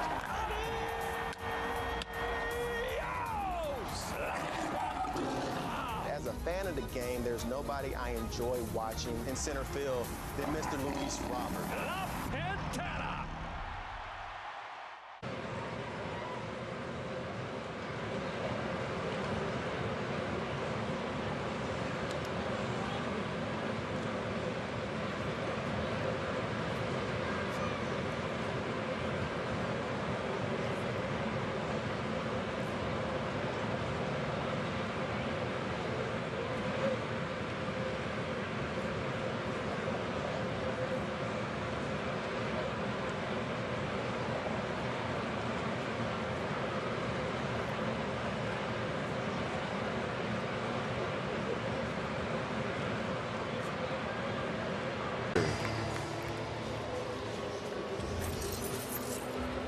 Now a 9-game inning streak for Neto after his base hit to start the game. A single and a steal for Neto, who has 4 homers and 5 steals already. 5 other shortstops have done that in the major leagues. They've all played at least 20 games. 4 of them have played at least 32 games. And Neto's done it in a sprint, 14 games to get 4 homers and 5 steals. And playing outstanding defense, too. That is his MO above anything. He has really blossomed into an excellent player. As Jack Flaherty goes to work here in the 3rd, and a strike to Neto on an elongated outside. Yeah, that was off the plate again, and Neto is not real happy about that. That's a good baseball off the plate again. Well, Neto drew the ire last night of Tarek Skubal after he had a long home run on the first pitch that Skubal threw. Skubal struck him out later and then had some words for Neto. Ultimately, as both managers said, both players said, they were just competing out there and it got steamy. So what? Yeah, I loved it. There he is. He is so good. He touched 100 miles an hour with his fastball last night. It's because Neto irritated him to start the game as Neto strikes out of the curveball from Flaherty. 3 strikeouts now for the Tiger right-hander. 1 out. Here's Erica. Well, Neto loved the competition against Skubal last night too. He said it was a lot of emotion. I got a good swing off of him in the first AB. Next AB, he made a good pitch. That's why baseball is so fun. You get 2 highly competitive and energized guys in big situations. He just knows he got a good swing. He got a better pitch in the next AB. So touche. On to the next. That's what the game is all about. Nolan Shonowell looks at a strike. In your day, you didn't shy away from some tough conversations with the hitters. Yeah, I might have said a few words like, hey, that was a good swing. Great at bat. Chasing guys around the ballpark. That ball is well below the strike zone again. You're starting to get some frustrated hitters for the Angels. As we said earlier, Ron Washington feels like he has to, that he will challenge an umpire. And he says, you know, those conversations can get pretty tense, but Wash will make his point if need be to an umpire. Manny Gonzalez calling the balls and strikes today, and Shonowell cranks one in the right on an 0-2 pitch. Yeah, he jumped on. That was the hardest fastball of the night so far for Flaherty. 94-mile-an-hour fastball, and he jumped on it. So 1 out base hit brings up Soler. Quick hands here for Shonowell. Down the heart of the plate, not exactly the ideal spot you want to throw that 0-2, and he jumped on it, made him pay for it. Well, if you're scoring at home, and that might be maybe 3 or 4 of you at this point, they changed the air to the center fielder Green, from the center fielder Green to the right fielder Carpenter on that ball that Paris hit that scored the first run of the game. How many people do you think are scoring at home right now? A few. There's got to be a few. Max's dog Weathergale is scoring at home. So that's nice. We got 1. They can do it on the iPad. That's why they're doing it there. Oh, that's a better idea. There's a strike to Soler. A better velo in this inning for Jack Flaherty. A couple 94-mile-an-hour fastballs. And that threshold is really around 93.5 for Flaherty. The numbers jump when the fastball is higher, and when it's not, it gets hit pretty hard. 1 ball, 2 strikes. Curveball's been good though in this inning. Usually he'll go to his slider to a right-handed batter. 2 strikes. Dingler smothers that. 2 balls, 2 strikes on Jorge Soler. Soler with 6 home runs now on the season. He has 7 doubles as well. That's where you want to see Soler. Not just hitting the ball out of the ballpark, but finding the gaps in the lines as well. And he's hit breaking balls pretty well this season. Ideally, a guy that you can hope to see get 50 to 60 extra base hits between the doubles and the home runs, and that would feel like a successful year for Soler. No question. Don't think Sean Wells going here 3-2, especially with Soler. There's a strikeout part of the game. Short lead for Shotwell not running, and Soler does strike out on the curve. So Flaherty has fanned 4. He's gotten a couple with that curveball in this inning.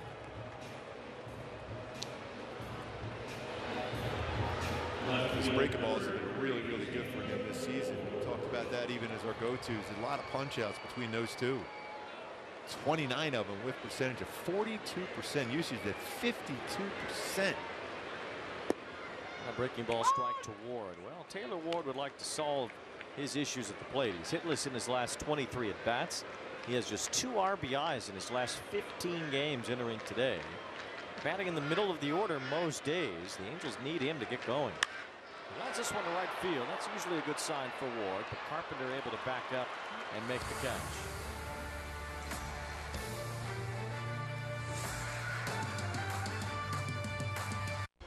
Roar is back in Motown. Right now in Major League Baseball, we have a new Tiger King. Tarek Skubal owns this mound.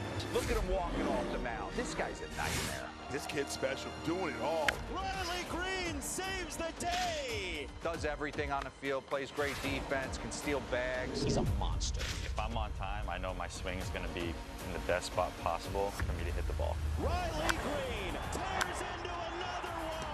That's the Tigers, baby. The face of the game of baseball is running through this guy right here. That dude has electricity coming out of his pores. You're changing the sport, man. I go out there every day and give them 100%. Every day he does something that draws your attention.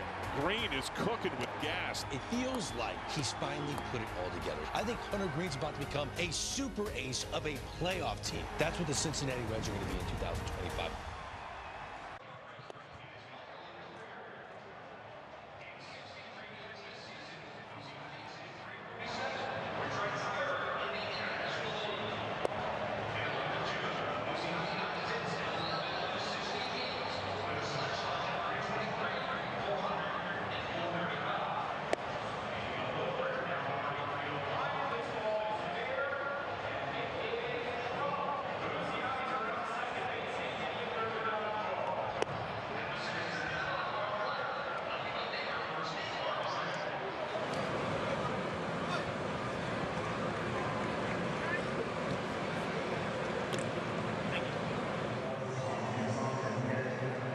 As Kyle Hendricks is hoping to see some soft exit velo. So far he has throughout this early part of the season. Average exit velo allowed just 85.3 miles an hour. Tonight 78 against Hendricks. So he's really had the Tigers off balance early on. And he has them guessing wrong that first time through. Now the second time through the lineup. See if he's able to continue to do that. When he's on his game, he's always having hitters guessing wrong. And that continues on here in this inning. Harry Carpenter fouled out in the first inning tonight on the first pitch of the game.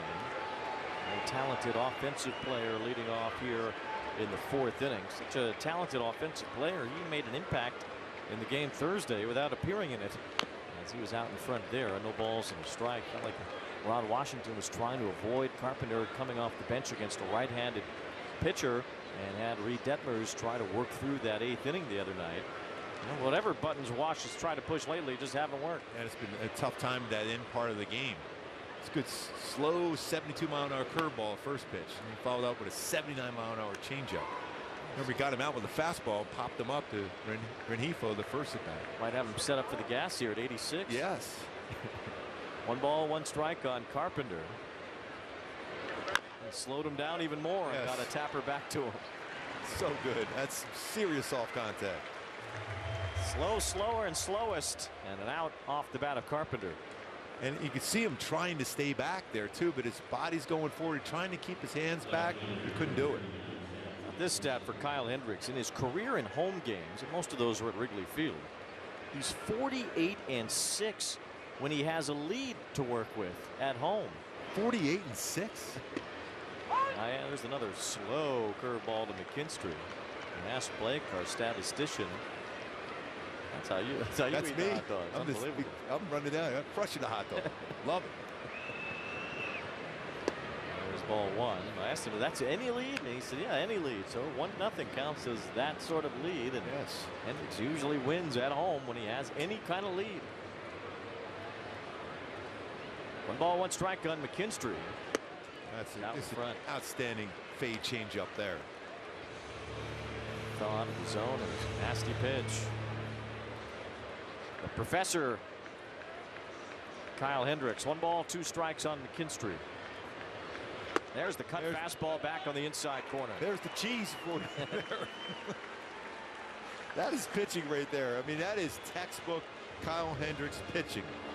Change up, fade down, he comes back with that 2-seamer, brings it back, and catches the corner. What a great combination. If you look at the last two, that fade, change up down. And then 88, started the hip, bring it, get the corner. Nice job by Travis d'Arnaud, too. And Hendricks playing chess out there in a way that you hardly see pitchers do at this stage. So much velocity and pitchers trying to just throw the ball by hitters, especially when they come out of the bullpen. They have 2 guys on this staff between Kyle Hendricks and Tyler Anderson. They kind of throw it back to the old school and pitch their way through with less velocity. And I love the fact, Wayne, now they're split up too. Even though one's a lefty, one's a righty, they pitch almost exactly the same. There's Tyler. Anderson not pitching in this series. Will be ready for the Blue Jays on Tuesday night. Rough loss for the Blue Jays today. Gave up a grand slam with 2 outs in the 9th inning to Daniel Schneemann and got beat by Cleveland. Cleveland still continues to play good baseball themselves. They're 19-14. Well, most of their wins are like today. They just pull a rabbit out of their hat at the end and they find a W. They have a negative run differential, yet they're 5 games over 500. Soft line drive on 1 hop to Neto. Got in his kitchen there on the fastball. Well, Hendricks has been cooking up 4 scoreless innings so far tonight.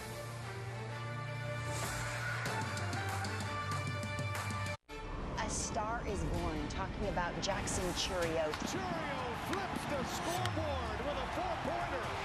It's coming into his own right before our eyes. That truly believe in the presence and the person that Jackson Churio is. You have to love the versatility he brings. He can play left field, he can play right field. Youngest player in MLB history to record 20-plus homers, 20-plus stolen bases.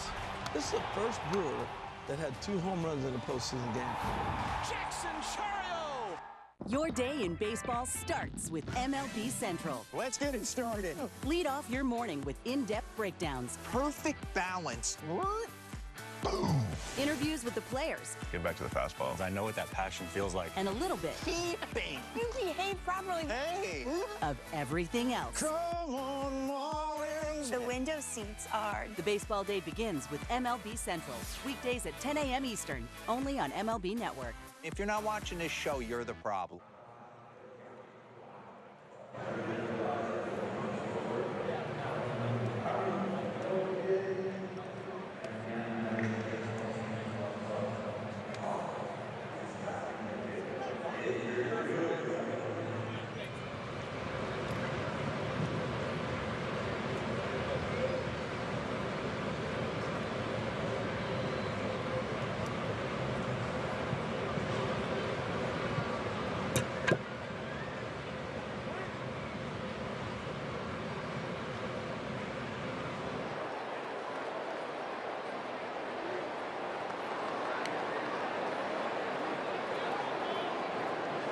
Here in the bottom of the 4th inning, where we have solved the case of the lowercase letters, as Travis d'Arnaud does have a lowercase d. It has been confirmed by Angels PR, Adam Chotsko and his crew, the best in the business. They found the small case d and the uppercase p, and they've compared it, and it is not an upside down P. It is indeed a lowercase d for Darno on the back of the jersey. Yeah, you can see that little spot there in there, the lowercase. That's d. right. Yes. See, we've solved the problem, the riddle. And I like how we lined up the letters for our favorite Orange County town, Dana Point. Yeah, Dana Point. Got to. The land of dolphins.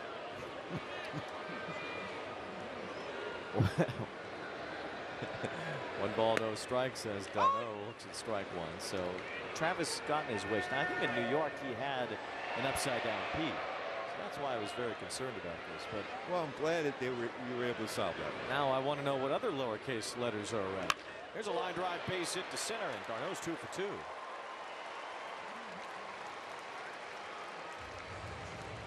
Celebrate Mom in Angel Stadium this Mother's Day Sunday, May 11th. The first 25,000 fans in attendance will receive a clear belt bag with a decorative strap courtesy of SoCal Gas. Visit angels.com/promotions for more info.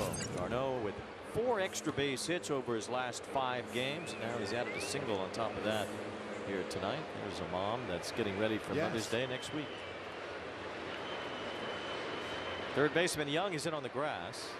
He throws a one-hopper right to first. Torkelson will get it to second base, and Darno is in a rundown. Tries to dive around Torkelson's tag, but can't, and it's a double play. Taylor made once Torkelson caught that ball right on the bag. Seen a lot of really aggressive swings on the first pitch. And some quick outs for Flaherty in this game. Both pitchers very economical, really, on the pitch count. 2 outs, and Campero is the batter.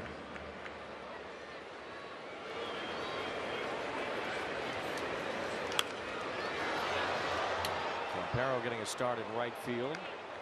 A spark plug type player. Had a good game the other day in Seattle when he made his first start of the year. It reminds me a little bit of Eduardo Escobar. Yeah, I mean, when he puts the ball in play, I mean, a single turns into a double. He runs that well. And he generally will make contact. Fouls this one at home plate, no balls and 2 strikes. But Flaherty's fastball velocity being just so-so. Seems like he's trying to pitch more like Kyle Hendricks. Yes. Changing speeds and spinning it and trying to get by with a little bit less right now. You always notice like he flips his glove like that. The reason why, because he used to be tipping pitches when he was going to a break ball or an all-speed pitch. He had 5 starts in the playoffs last year for the Dodgers, 2 in the World Series. He's actually the starting pitcher in both of the big comebacks the Dodgers had in that World Series. It's Campero. It's a chopper to first, and with Torkelson hustling to the bag, Campero's out by a step to end the inning.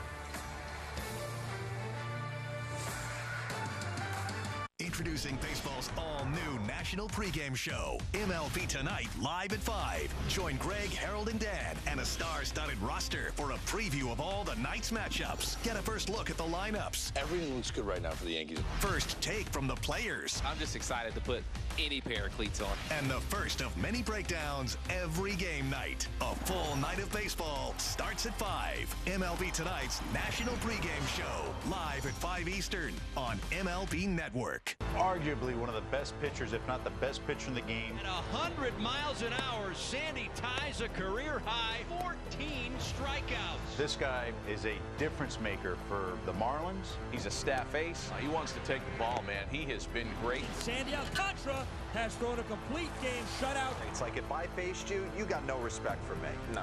Exactly. Force at the front of the rotations. The guy that wanted to finish what he starts. Shutout for Sandy Alcantara.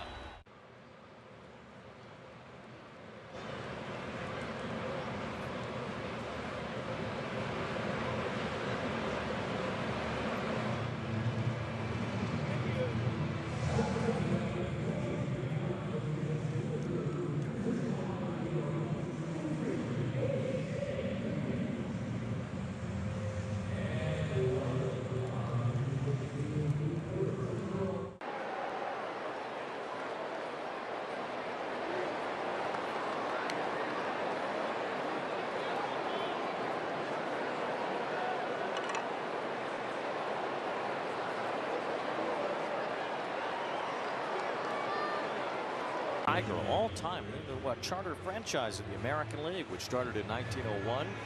Al Kaline did it. Mr. Tiger on April 17th, 1955. Then Maglio Ordonez in 2007. And Green last night in the 9th inning, which had never happened before. A 2-homer 9th inning by the one player. As the Tigers had 4 home runs in the 9th inning last night. It's the first time they ever have done that in their history. Well, it hadn't been done by any team on the road since 2004. July 16th, 2004 in Seattle. Cleveland hit 4 home runs in the 9th inning. And it had not happened until last night in any major league game, 21 years. Feels like we've seen a lot and said a lot of first time in history already early in this season. It's some pretty historic moments already. Tigers are also the first ever American League team. As Green chases the changeup to score 8 or more runs in the 8th or later in back-to-back games without either game going to extra innings. It had happened twice in the National League, once in 1921, the Pirates, and once in 1950, the Braves. Tied him up again. He went that same pattern, change up away, fastball in. Looks like you got McKinstry looking.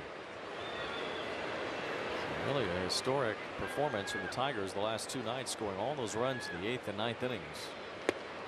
I love where he set up there. He hit a spot. It was off the plate. It's a good take. 2 balls, 2 strikes on Green. Hendricks has faced the minimum so far. How perfect this pitch was. Right, hit the target, but it was a great take by Green off the plate. I love the fact he went right back out there again, and this time he went after it. He was able to foul it off. And he's got pretty good spin rate on his changeup even tonight, 2184. Last one averages a little over 1,800 RPMs on the changeup, spin-wise. Full count as he missed with that changeup. Riley Green, who has the only Tiger hit so far, leading off here in the 5th inning. Green's another guy that swings the bat often too, so you got a good chance to get him to try to swing at this and keep it down and away. 3-2. A curveball is hit. Anderson with a backhand stab, sets his feet, and throws out Green. He has been special at second base for the Halos. That hard work he's put in with Ron Washington, Ryan Goins every day. Turned a great double play back in the 2nd inning. This ball is hit hard by Riley Green. He stayed back on that slow curveball. It's in that outfield grasp. He knows he has that arm. Just casually throws that one over there at about 90 plus. Tim Anderson, a shortstop's arm at second base, and he's certainly utilized that to his advantage tonight. Here's a fly ball to left center field off the end of the bat of Keith. It's Paris waving his arms for it and making the catch. 2 up, 2 down. Well, when we say a quick word tonight, we mean it. This game is moving along here as we hear from Hyundai. A blind spot that's never out of sight. How it should be. Kyle Hendricks has only needed 49 pitches to work 4 2/3 innings, facing the minimum 14 hitters. The one man that got on base, Green, was erased on a double play by Torkelson, who's the batter here. Looking at strike 1. Hendricks in command tonight. Yeah, I mean, he was able to bring that little 2-seamer back in the outside corner. It's a tough batter for him right now, though. It's going to have to be the professor for Torkelson, all the power he has. This has been a pure Kyle Hendricks performance tonight. He's had some good outings so far this year. A couple of rough ones lately, especially that last one in Minnesota. Torkelson tried to hold his swing, and he did. 1 ball, 1 strike. Hendricks worked 5 scoreless innings against the Rays in Tampa in his 2nd start, and had a quality start in St. Louis April 1st. Trying for his first Angel win tonight. Nasty. Slow enough to keep him off balance. 73-mile-an-hour curveball. 1 ball, 2 strikes on Torkelson, who has rebounded with some power this year, although hitting just .229. Try to sneak a fastball in. Got on the hands and fouled him off. Right in the kitchen. Be fun to be able to get in the guy's kitchen with an 87-mile-an-hour fastball. That is pitching.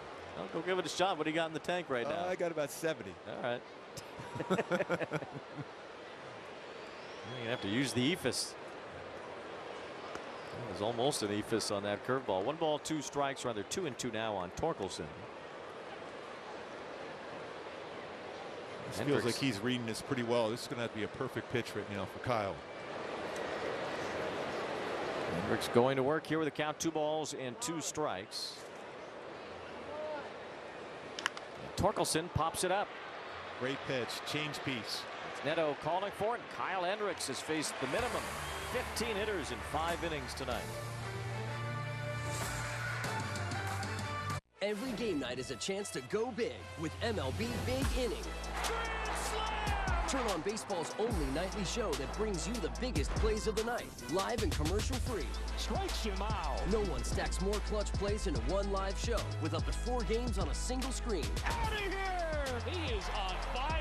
It's a walk-off winner. Change up game night with baseball's biggest game changer, MLB Big Inning, presented by Nissan. Every night, all season long on MLB.tv. The Mets were a great story last season. It's gone! He did it! He did it! You got to think the expectations are sky high. They know that they're built to win. I love the additions. Juan Soto to the Mets. It's real. This is landscape changing that changes the arc of the Mets. We want to make a dynasty. Really like their bullpen a lot. The ball game is over. Put it in the book. It's going to take everything from everybody. We got to stay together and we got to post up.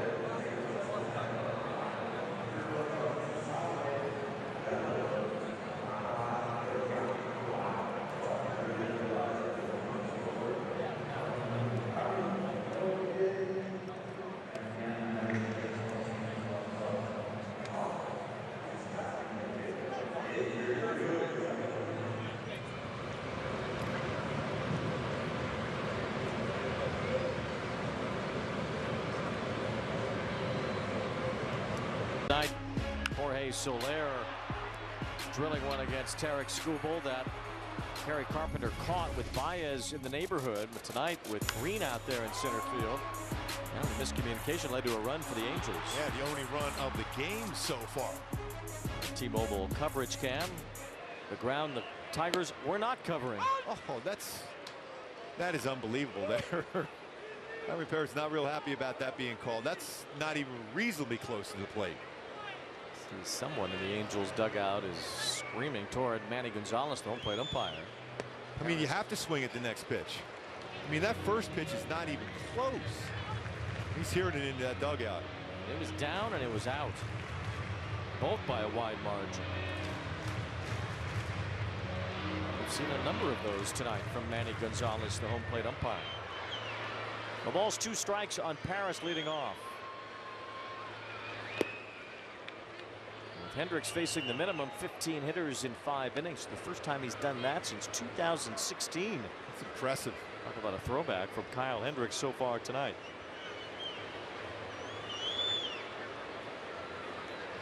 Even a miss on the curve for strike 3. 1 out. Well, we know the bullpen has had its issues at the ends of games here lately. So now Hendricks has not been more than a 5-inning guy really so far this year. A couple of times through the order. He faces 3 more hitters and then he's at the 3rd time through the order. How do you expect the Angels will manage the bullpen with Hendricks on such a low pitch count? I know that's part of it is the low pitch, but I think it's that 3rd time through you kind of think about if you're Ron Washington Barry Enright. Well, he has been pretty effective that 3rd time through. I guess you wait and see swings against them if they're balanced a little bit better. At some point too, you have to ask the question, well, is Hendricks the 3rd time through the order better than what we have been seeing from the bullpen at the end of the game? Yeah. And you assume Zephyr John is not available tonight, having pitched the last 2 days, and he's been your best guy lately. And you hope that for Jansen that was just a blip, what you saw yesterday. 1 ball, 2 strikes on Tim Anderson. Also that the Angels get some more runs. They have 1 unearned run against Jack Flaherty so far tonight. Won't be digging your nails into the dashboard as much here if the Angels can score a bit more. Anderson strikes out here, and Flaherty with back-to-back strikeouts to start the 5th. And you can see why those numbers with his breakable this season have been so impressive. Between his knuckle curve and his slider, he's getting a lot of punch outs. 6 already in this game. have to go back to 1992 for the last time the Angels made it to 20 consecutive games scoring 5 runs or fewer. They're at 19 right now.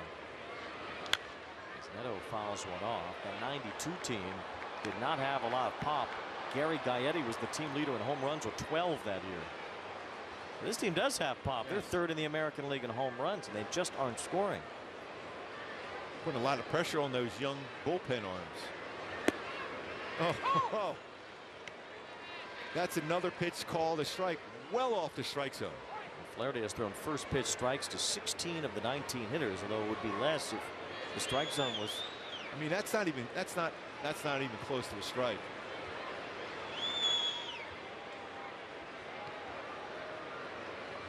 The ball's 2 strikes on Neto. As Flaherty buries the breaking ball. Go ask Mark Langston what it was like to pitch on that 92 Angels team, and the team leader in homers at 12. Yeah, that must have been nice. Just don't make any mistakes. The RBI leader that year was Junior Felix. He had 72 that year with 9 home runs.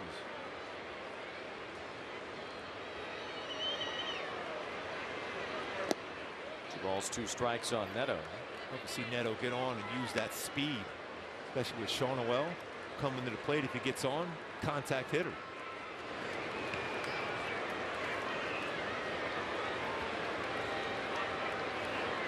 Ball 3 from Flaherty.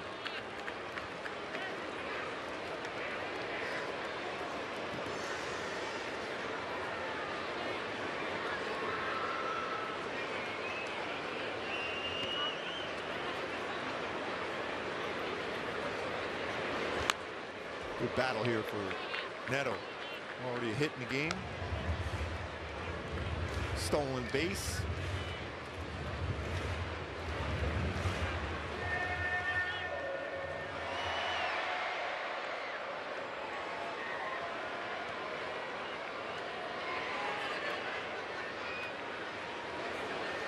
Wave and a miss. Flaherty with that breaking ball again. He strikes out the side in the 5th.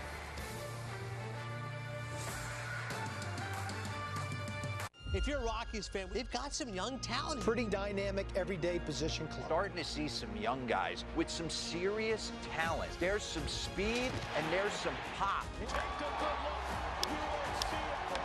I mean, I always keep a little chip on my shoulder. He made the catch. Crazy range, rocket arm. They just need to have some guys that have breakout years. There's potential there to have that. They're going to be competitive in every game. I'm Jesse's uncertainty, and I really thought house projects were my time to shine. One little, are you sure? He gets stuck before he even got started. But Jesse's changed because of Thumbtack. With their guides, he knows exactly what to do and who to hire, and his house is looking great. Where does that leave me? Uncertainty doesn't live here. You do. Take care of your home with Thumbtack. Download the app today.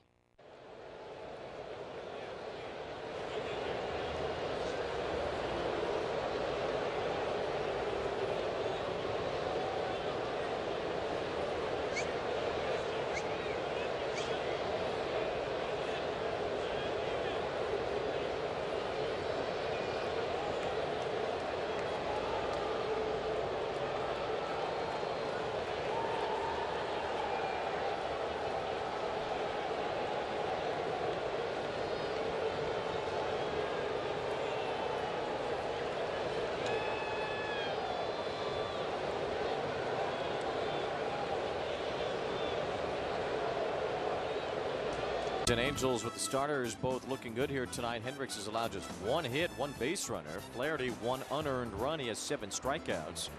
It's been a good old-fashioned mound duel here through the first 5 innings. Very similar to what we saw last night too with Soriano and Scooble on the mound. Jace Young leads off the 6th inning against Kyle Hendricks. Bunt attempt. Young pushes it foul. That was a smart decision right there because he had plenty of room down that 3rd baseline. That would have been a double if he kept that ball fair. Look where it ended up. Royals beat the Orioles tonight 4-0 as we see where Renifo was. Now he's moving over to protect that bunt. Bobby Witt's long hitting streak ended tonight. He was 0 for 4, 22-game hitting streak for Witt. There's a long delay there, too, in Baltimore. A lot of rain on the East Coast. Atlanta hosting the Braves tonight. They didn't start until 20 minutes ago, 10:20 Eastern time. Roki Sasaki pitching for the Dodgers and Spencer Schwellenbach for Atlanta. Dodgers have won 6 in a row. Oh, a flub in the PA booth. That was poorly done with the glove on. You got to make the play. You got the glove on. I don't want to hear any excuses, please. No balls, 2 strikes. There's another one foul.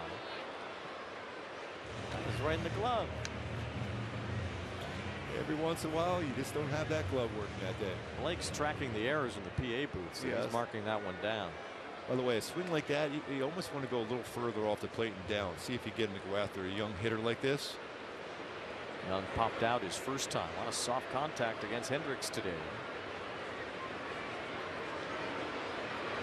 Swing and a miss, strike 3. Who needs the soft contact when you just blow by the high heater? And it was well out of the strike zone. You got to chase. Third strikeout for Hendricks, but most of it has been on soft contact. A lot of pop-ups today. And just when the hitters are sitting on the changeup, he's got the fastball by him and soft contact on his fastball today also. And that changeup, so effective. Tappers and pop-ups, that's what Hendricks wants. 79.9 miles per hour exit velo on average from the Tigers today. That would be a season best for Hendricks. Facing Trey Sweeney here. It's the bottom of the order. Now the curiosity will come in as we get back toward the top of the order. Sweeney, then Dingler, and then back to the top for a third time. Now Ron Washington will massage this outing from Hendricks with regard to using a bullpen that has struggled badly lately. Squibbing ground ball foul. I think he's going to trust what he's. There's that quick conversation with Kyle Hendricks, what he feels. See, you got to get through this inning first. And see from there, but I think there's a lot of trust in the veteran Kyle Hendricks. What he's going to tell Wash if he asks him. 63 pitches in 5 1/3 innings. He's ahead of Sweeney, who grounded out his first time.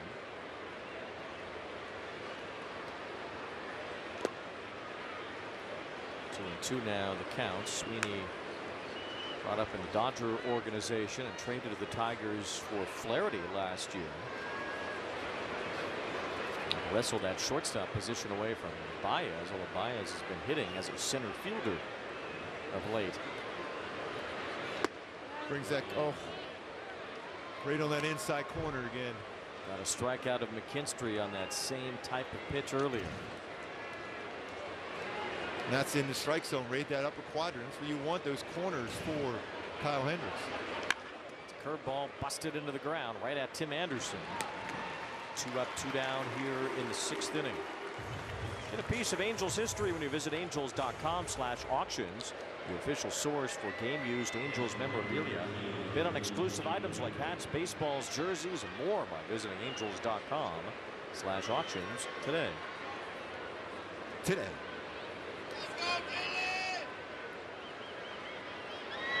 2 outs, and Dylan Dingler is the batter. He popped out his first time, flying to right field. Ball 1 from Hendricks, who has allowed just 1 base runner in 5 2/3 innings.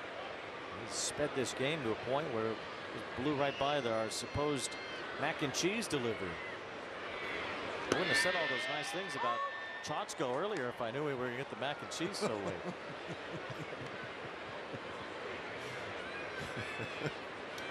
1 ball, 1 strike on Dingler. Tied him up. Turning him around, twisting him up. 86-mile-an-hour fastball. Professor. Working. 1 ball and 2 strikes on Dylan Dingler.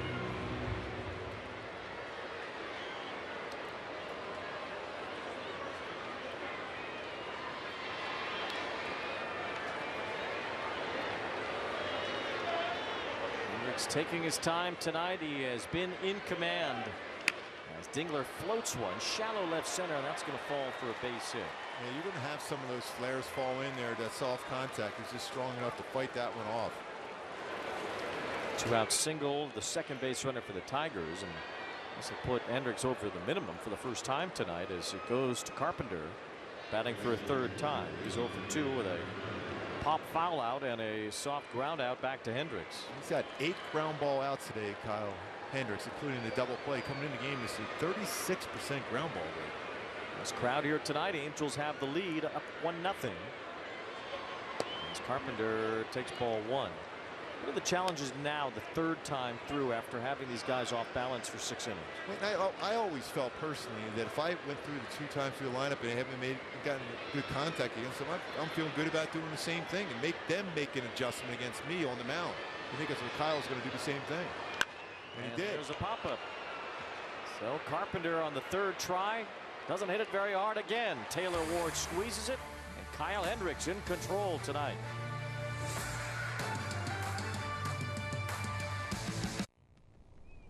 I'm Jesse's uncertainty, and I really thought house projects were my time to shine. One little, are you sure? He gets stuck before he even got started. But Jesse's changed. Because of Thumbtack. With their guides, he knows exactly what to do and who to hire. And his house is looking great. Where does that leave me? Uncertainty doesn't live here. Do. Take care of your home with Thumbtack. Download the app today.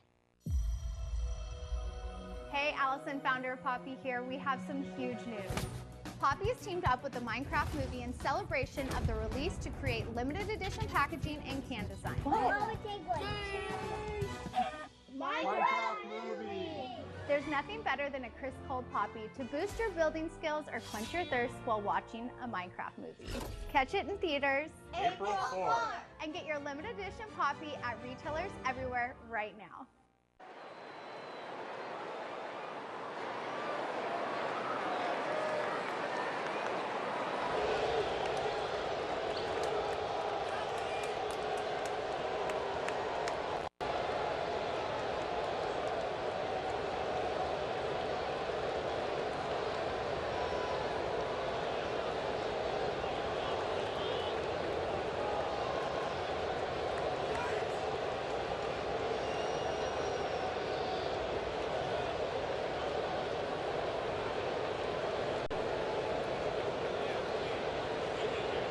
Nothing lead. Well, Kyle Hendricks has been cooking, so we're going to eat here. Yes. The bottom See, Wayne, you ask enough. Look what you get. You get some we food. Have crafty mac and mash. This is the mac, and that's the mash. Oh, that's I got a big potato. I love it.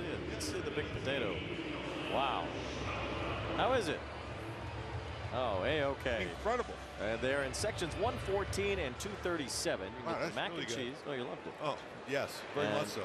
The baked potato base, that's what you had. And then you can get protein toppings and vegetables and whatever you want on this from Crafty Mac and Mash, sections 114 and 237. Take my fork? No, I found it. I'm just grabbing with a bare hand. Like the Tasmanian devil eating over here. No.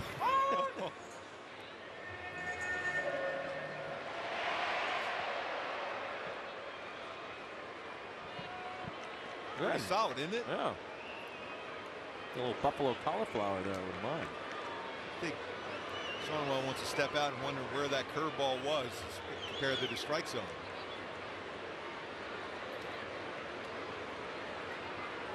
Shonwell leading off here in the bottom of the 6th inning.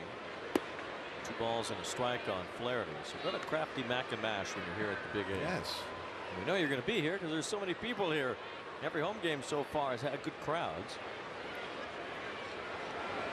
Shonwell hits it hard and through a base hit. Leadoff man on. Couple hits. Swinging the bat well. It's good to see. You need to get Shonwell going. That's 2 hits tonight, 2 for 3. Stayed on that one really well. Even though that was trying to run away from him. 4-seamer. Hit 100 miles per hour off the bat. More and more exit velocity increasing for Shonwell. 2 hits tonight. The Angels now have 5 off Flaherty. They need more runs. 1 unearned run in the 2nd. That was it.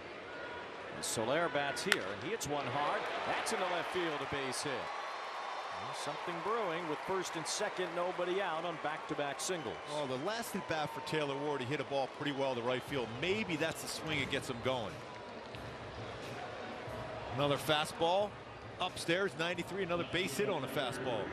Soler, first contact made by him. 2 RBIs in the last 15 games for Ward, but he has a chance here to drive in at least one. Shonowell's in scoring position. Angels got their only run in the second on a drop fly ball with 2 outs. Scored d'Arnaud, who led off that inning with a double. Ball 1 to Taylor Ward. Yeah, you figure he was going to go break a ball, especially after back-to-back hits on fastballs to start this rally for the Halos. Ward does have 1 hit in his career against Flaherty. He's 0 for his last 24. Gets this one to center field. Green is in position. He's a bit flat-footed, but Shonowell will stay at second base, and that's 1 out. Yeah, it's a good decision not going there, Shonowell. Riley Green has a good throwing arm. The Angels have had trouble scoring runs in their last 19 games. The total, really with this being the 20th, is 47 runs. A very low number of runs scored in this 3-week stretch for the Angels. A team that sees a lot of strikes in the zone, a team that doesn't chase much, a team that has power. So it is bizarre to see how badly they have struggled at getting guys to touch home plate. That was one of those moments you really needed Taylor Ward. You're trying to get some guys to pick up the absence of Mike Trout. Throw behind the runner at second. They're not going to get Shonowell. Shonowell's invisible. Yes, nobody even knows where he's at. Dingler must have been confused. Shonowell now with 5 multi-hit games this year. Trying to break out of his own slump. He had been just 2 for his last 24, but he's 2 for 3 today. And ball 1 strike on d'Arnaud. It's a foul ball. Make sure they touch it there as it had some spin on it, but Dingler makes sure it stays in foul ground.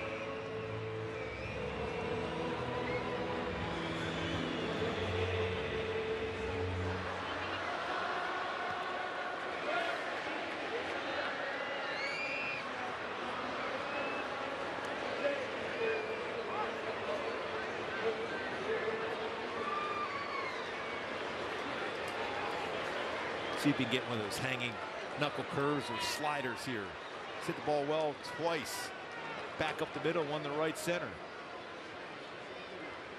Ball 2 strikes. 2-2 now on d'Arnaud. Flaherty trying to work through his 6th inning. d'Arnaud's hurt him tonight. A double and a run scored. A base hit his last time. They're playing him to hit the ball to right field. Green shading in right center. All 3. So d'Arnaud in a better position now with a full count. Dingler has a great throwing arm. You have to have a lot of trust in d'Arnaud making contact if you do go here. And Ifo, who's had a couple of homers in his career against Flaherty, on deck. Time called as Dingler goes to the mound. Big pitch here coming up, so the Tigers want to make sure they know what's what. Dingler's thrown out 31% of base stealer. He's got a strong arm. You can tell even with that back pick on Shonowell. Great start for Detroit. 21-12 after their even better stretch at the end of last season, going 31-12 in the final several weeks to push themselves into the playoffs. On the other side of that's why the Angels aren't panicking or worrying too much about what's happened lately. There's a lot of baseball left.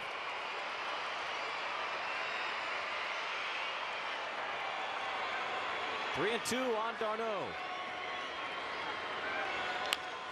Bouncer foul down the line.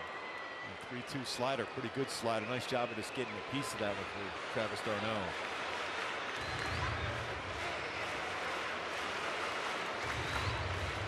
Good at bat here. We've seen a whole lot better at bats from d'Arnaud. He started the year pretty slowly, but a little more playing time. He's had a lot more success at the plate. Trying to add to the Angel lead here on 3 and 2. He takes ball 4. Good at bat. Real good at bat. Throughout the whole game, good at bats for d'Arnaud. Been on base 3 times, and this loads the bases. With Luis Rengifo hit 2 homers in his career against Jack Flaherty. But you got to be patient enough to bring him in the zone. That's a long at bat. As much as you want to jump on the first pitch, unless it's exactly where you want to hit. You want to make him think about it a little bit. He lines it through a base hit. Shonowell scores. Soler will come to the plate. Darno goes to third, and Luis Renifo makes Jack Flaherty think about a 3-0 Angel lead. Oh, Giffey coming through on that when he got that breaking ball exactly where he wanted, middle of the plate. Coming through. Stayed middle, and he didn't try to pull it. That's a good swing right there. Mentioned it, Flaherty's a very good athlete. He tried to make that play, unable to do so. Gets by him, drives in 2. Got to keep adding on here. Certainly. Renifo has been the Angels' best hitter with men in scoring position this year. 7 for 16. There's a bunt as Campero pulls it back for a strike.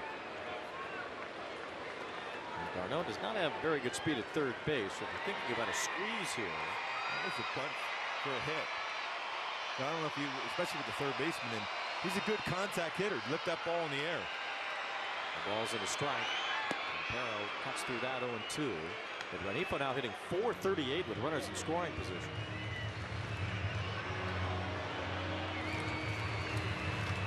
Big hit here to extend the Angel lead. This team needs to just win today and win the next day. Worry about it one day at a time. There's a lot of room in that infield on that left side, too, with Sweeney playing up the middle. 0-2 on Campero. The curve is outside. Finally, some movement down in the bullpen. There hasn't been any movement in either bullpen today. He's about 74% chance of a breaking ball of some sort here. Slider, and it was 2-2. Bo Brisky is warming up in the Tiger bullpen.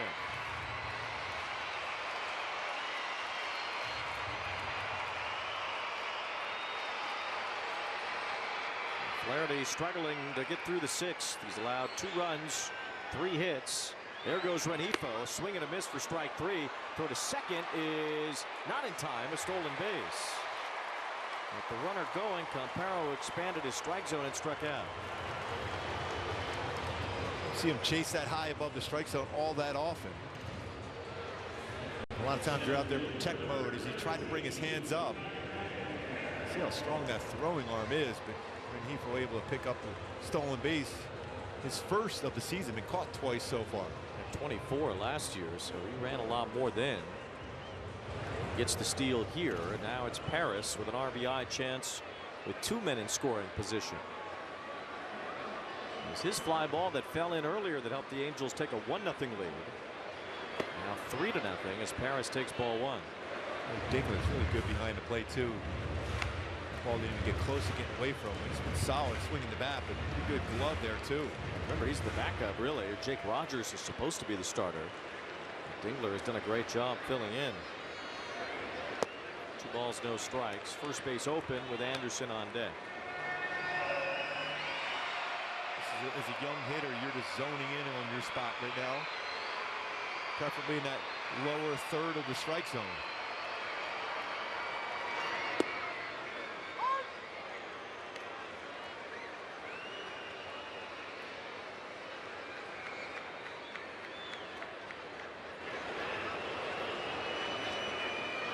Angels trying to bust it open a bit. Paris lines one toward left. It's falling. It's a base hit. Darno and Renifo score. It's 2 2-out RBIs for Kyron Paris in a 4-run inning. Love that from Kyron Paris. Jumping on a knuckle curve. 2 big RBIs. Giving him now 10 on the season.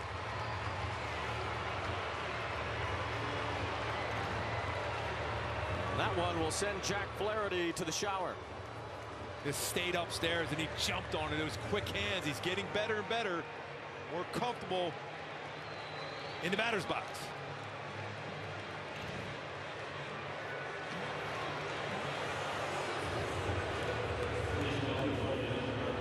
I'll give you this brand new electric vehicle if you can prove to me you know your finances. How many subscriptions are you paying for? Just 3. You sure? Let's download the Rocket Money app right now and see if you're right. It's actually 21 subscriptions, which is costing you around $370 a month. The app is telling you all this? Rocket Money shows you all your expenses in one place and even helps you suggest a budget based on your past spending. Don't worry about the 21 subscriptions. You can cancel them right within the app. It'll even try and get you some of your money back.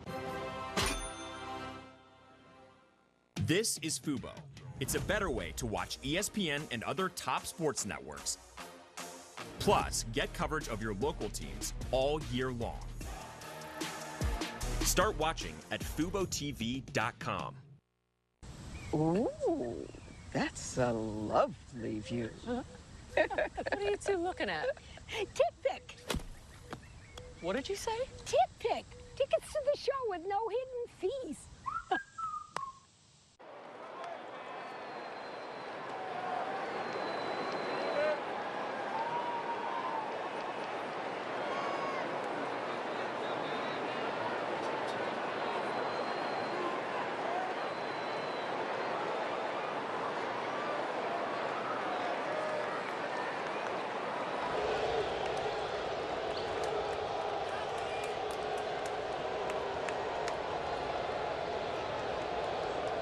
On FanDuel Sports Network, brought to you by Hyundai. With a brand new Hyundai, there's joy in every journey. By Jack in the Box, there's so much free food on the new Jack app. Your wallet's going to miss you. And by the OC Healthcare Agency, navigate to a healthier you at angels.ocnavigator.org. Big inning for the Angels. Big old crooked number. 4 runs. And 5 runs in the game, which the Angels haven't done in a long, long time. Brisky on the mound here as the Angels now with Paris at second base, and now's the time to get a little greedy, maybe take off with Tim Anderson at the plate. As Anderson fouls off the first pitch. I think, especially because it looks like Brisky kind of susceptible to stolen base. A couple stolen bases allowed so far this season against him. 10 overall in his career with 5 caught stealing. Fastball, pretty firm one, 94, 98. Curveball, slider, changeup. Now you can send Hendricks back out for the 7th with a lot more comfort. And if there is then signs of trouble, you can get the bullpen up without worrying about a 1-run game. Now the Angels are up by 5. Just the second time in their last 20 games they've put up 5 runs. April 20th, Easter Sunday, was the last time when they had that walk-off against the Giants.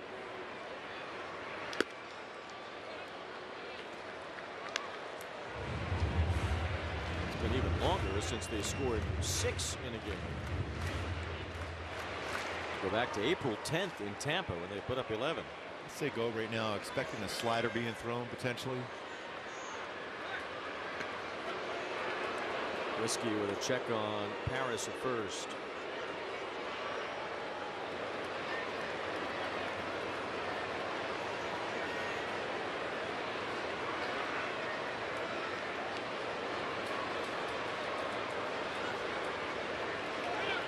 Harris is running, and Anderson lines a base hit. Harris will hold up at second base. And another hit for the Angels in this inning. That's number 5. Good swing there from Tim Anderson, who's been outstanding at second base tonight. Now the Angels will bat around. Zach Neto, the number 9 batter of the inning, wearing number 9 on his jersey. Facing Bo Brisky with a chance to bust it open. There's another number 9, Jack Flaherty. Not happy with his 6th inning here, getting away from him. A couple of big hits, Renifo and Paris. Clutch hits there. Especially after the strikeout of Capero and that fastball upstairs. That stolen base. 2 guys in scoring position for Paris. Shot to right. Carpenter, though, is in position and has it. A big inning. The Angels score 4 and they lead by 5.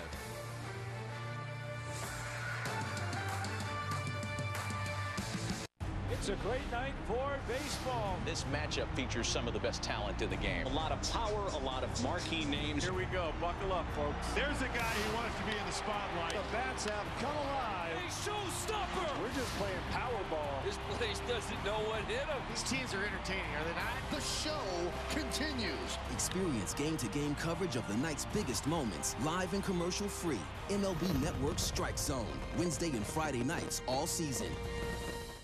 Off Base is coming in a brand new format. Join Lauren Gardner and Xavier Scruggs as they explore all the baseball buzz across social media, pop culture, and around the majors. The Off Base Podcast, all season long, only on MLB Network.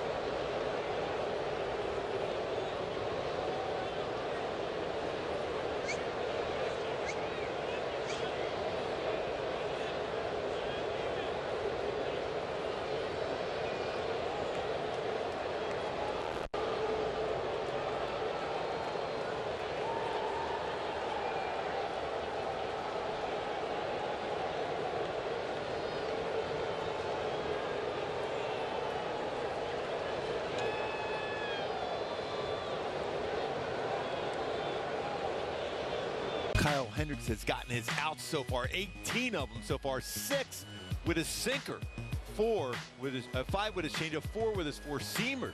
So 10 outs with his fastball today, a couple with his curveball, including a double play. He's been on the edges, keeping the ball down, avoiding that middle of the plate very effectively.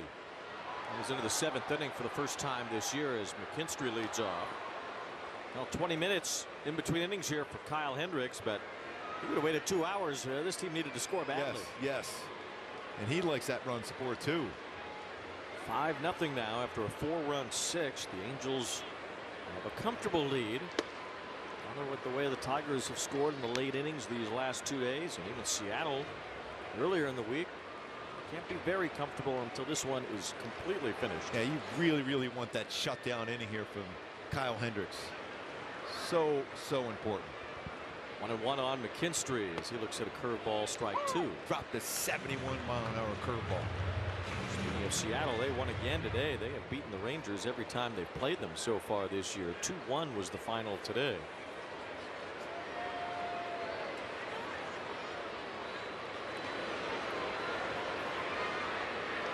Two balls, 2 strikes. The Astros roll over the White Sox. How about Jake Myers had 2 homers and 7 RBIs today? Double and a triple. 4 for 4. That's a pretty good month. 13 total bases. My math is right. It might not be. Slow ground ball. Rengifo in the right spot. And a good throw to retire McKinstry. Soft contact again. 1 out. This Mother's Day, May 11th, treat mom like an all-star with the ultimate Mother's Day champagne brunch at Angel Stadium.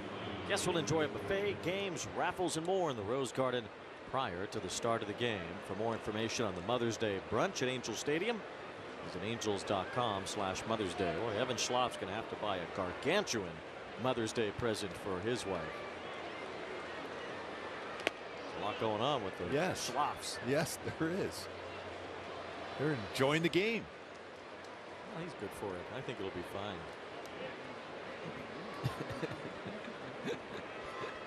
Gleyber Torres, the batter here, as he hits one off the end of his bat, but it was pretty deep to left center field. Taylor Ward is back, and at the warning track, makes the catch. That ball was not quite squared up, and therefore it didn't travel as far as it could have. Torres flies out. Go back to the last time these two met each other in back-to-back at bats here to pitch by pitch against Riley Green. Change a little sinker away, dropped a curveball in the outside corner, faded a perfect changeup, tied him up with a sinker in, changeup away, but then he gets him to go after another changeup down, curveball out in front. This is a great sequence against a red-hot hitter. After 3 consecutive bats, including 2 home runs and a single, finally able to get him out just in front enough to get that ground ball out. Riley Green batting here. 2 balls and no strikes. Green with a base hit earlier. Dingler also has a single, and that's been it. 2 hits, 2 base runners against Hendricks. Command has been outstanding. Remember, he had 5 walks in his last start. Well, he hasn't walked anybody today, although it's 3-0 now on Green. You just don't want to give any life to this Tiger team. We've seen how well they come back in games. So you just want to challenge them right here. 6 2/3 innings for Hendricks. Nice job there. Just went right after him with a fastball. Now, there's no guarantee he's throwing a fastball here because he's got that good changeup, even his curveball. 3 balls, 1 strike on Green. And that curve. Yeah, dropped it. It looked like it fell out of the sky. It was such an arcing pitch, and it's 3-2 now on Riley Green. We got him out with that curveball last at bat. Payoff here. The curve is lined to left center field. It backs up Paris. He got over quickly, and he makes the catch. 7 brilliant innings from Kyle Hendricks tonight.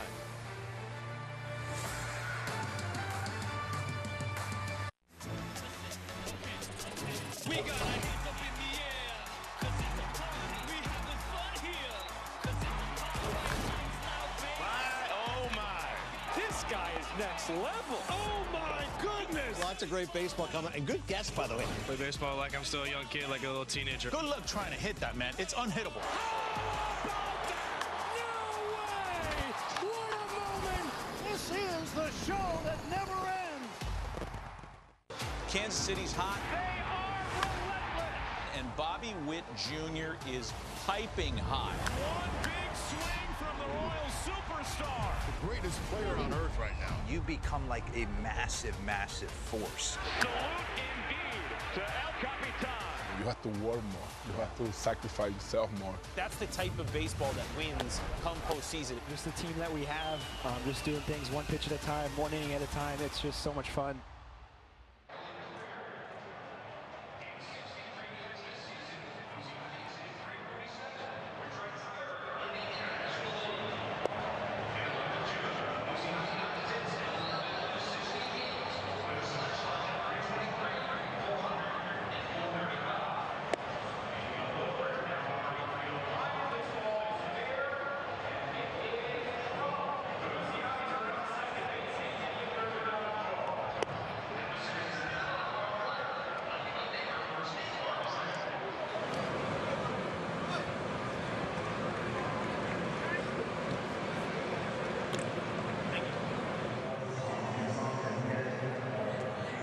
By an Angels starter this year, Kyle Hendricks going 7.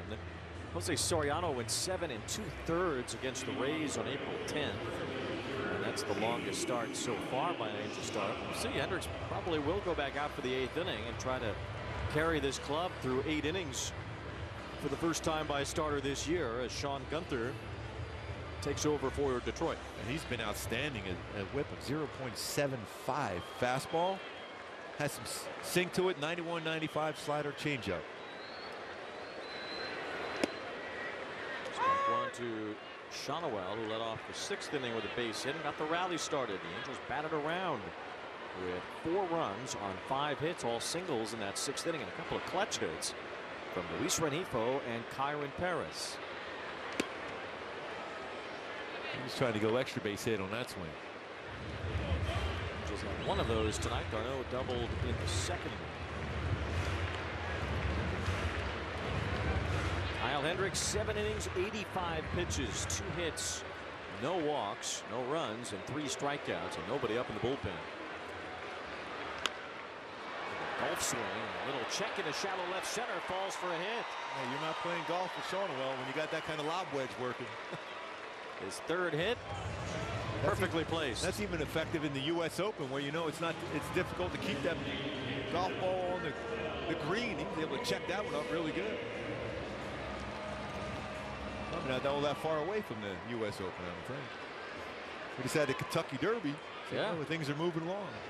Sovereignty was the winner of the Derby today. Here's a ground ball up the middle. Out at second base and out at first. So there rolls into a 6-4-3. 2 out, bases empty now. As we talk about the Angels 5K and Fun Run presented by Lexus. Returning to Big A Saturday, June 21st. Join us for this year's City Connect themed race. Receive a shirt, medal, and 2 ticket vouchers. Register now at angels.com/5K. Taylor Ward looks at a strike. 0 for 3 tonight.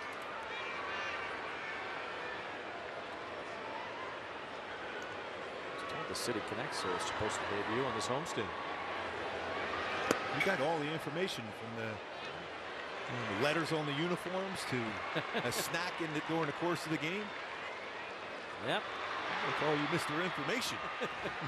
On the information highway now. The ball's 2 strikes on Ward. I mentioned the Angels PR earlier. Adam Chotzko, Matt Birch, and Grayson, Marco, and Noah, and a good crew. Here doing the Apple games, I go around to talk to some of the other teams, and everybody always says how Angels PR is probably #1 in all of baseball. Outstanding.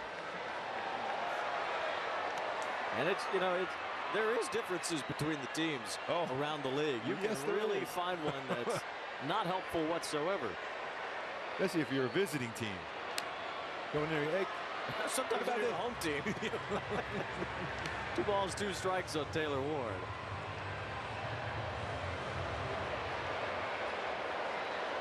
We're lucky to have that crew working with us throughout these seasons. 2-2 on Ward. And it's ball 3. Fans are even feeling pretty good. Got the wave going. A little cool night. They're just trying to stay warm.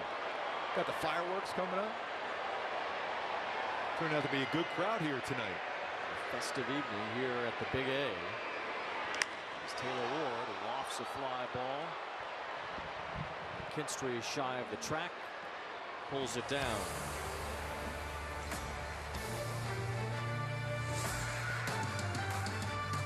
I want to talk about the Angels. They're my big surprise team of 2025. The Angels make sure the halo will shine brightly tonight. The energy level and the swag and the confidence. It is Trevor here. Game's on notice.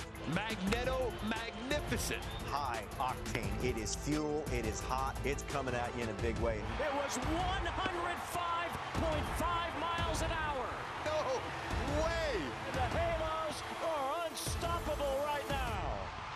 Your day in baseball starts with MLB Central. Let's get it started. Lead off your morning with in-depth breakdowns. Perfect balance. Boom. Interviews with the players. Get back to the fastball. I know what that passion feels like. And a little bit. Keeping. You behave properly. Hey. Of everything else. Come on, Marlins. The window seats are. The baseball day begins with MLB Central. Weekdays at 10 a.m. Eastern. Only on MLB Network. If you're not watching this show, you're the problem.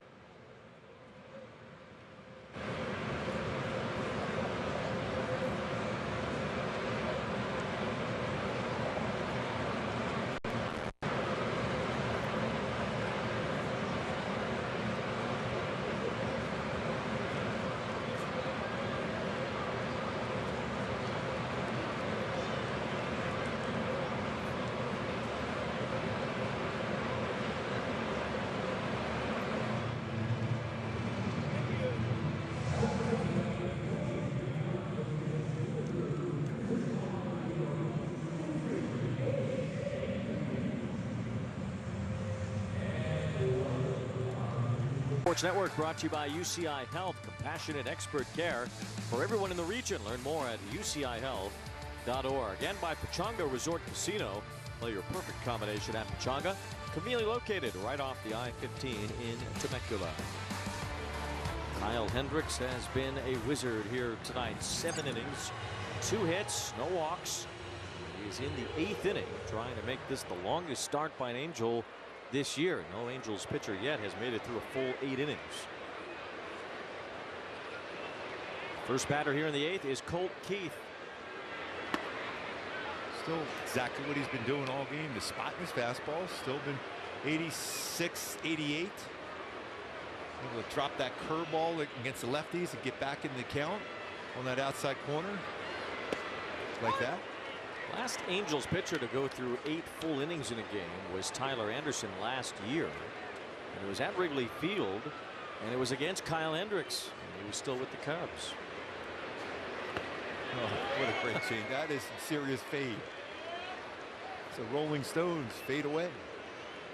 Last time an Angels pitcher had a complete game was that one hitter that Shohei threw against the Tigers in Detroit in 2023. Hendricks has another comebacker, another soft contact, and another out. Number 1 here in the 8th. This painter, this put on a clinic. Getting his fair share of ground balls too. He'll go back to that bullpen session. He's just working hard just to get that feel back, and he's got the feel back tonight. Let's see if he can carry this over now into his next outing, which will be next weekend against Baltimore. The Angels also, this is the first turn through the rotation where they've split up the pitchers that profile similarly. Remember, they had Soriano and Kohanowitz back to back, and the same for Anderson and Hendricks. But now after Soriano last night, who pitched well, 6 scoreless innings, instead of having Kohanowitz, a guy who's pretty similar to Soriano, you go to a total opposite here in Hendricks. Yeah, it's perfect to be able to have that splitting up at different pitches, sequences. You'll see each one of these guys go through and what their out pitch is, and velocity, and movement. Just a tremendous outing tonight for Kyle Hendricks. Finish the 8th inning here. He's got 1 ball, 1 strike on Torkelson. Well, that's that cut changeup. You got the fade changeup and the cut changeup, and you get that reaction from the hitter in Torkelson. He's shaking his head, go, I can't believe I went after that one. But it looks inviting, and then it cuts off the plate.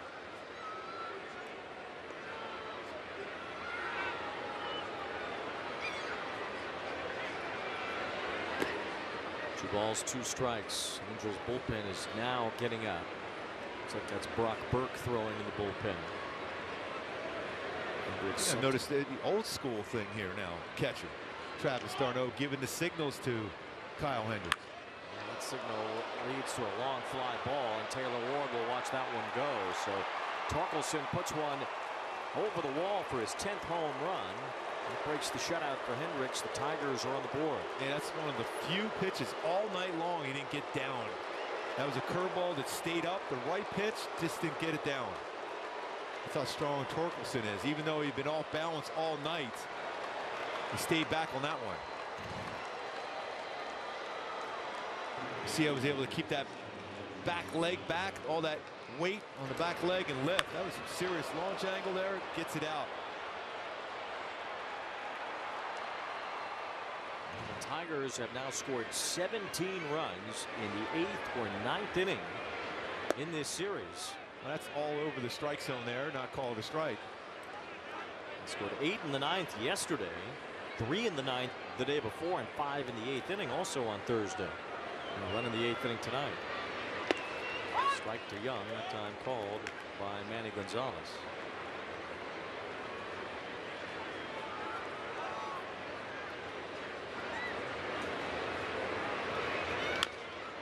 Soft chopper. Neto cuts over. 2 outs here in the 8th. Trey Sweeney will bat after we check in on what we're going to eat on our drive home. Jack in the Box. My Nashville hot popcorn chicken. So much deliciousness starting at $6.99. Welcome to Jack in the Box. 11 outs via ground ball today, by the way, for Kyle Hendricks. 11. And this is soft contact on the ground. A lot of it tremendously soft. Here is Sweeney.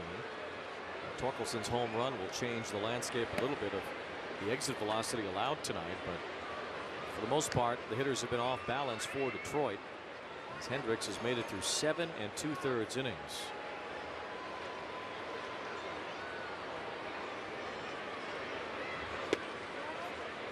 Didn't get the corner there.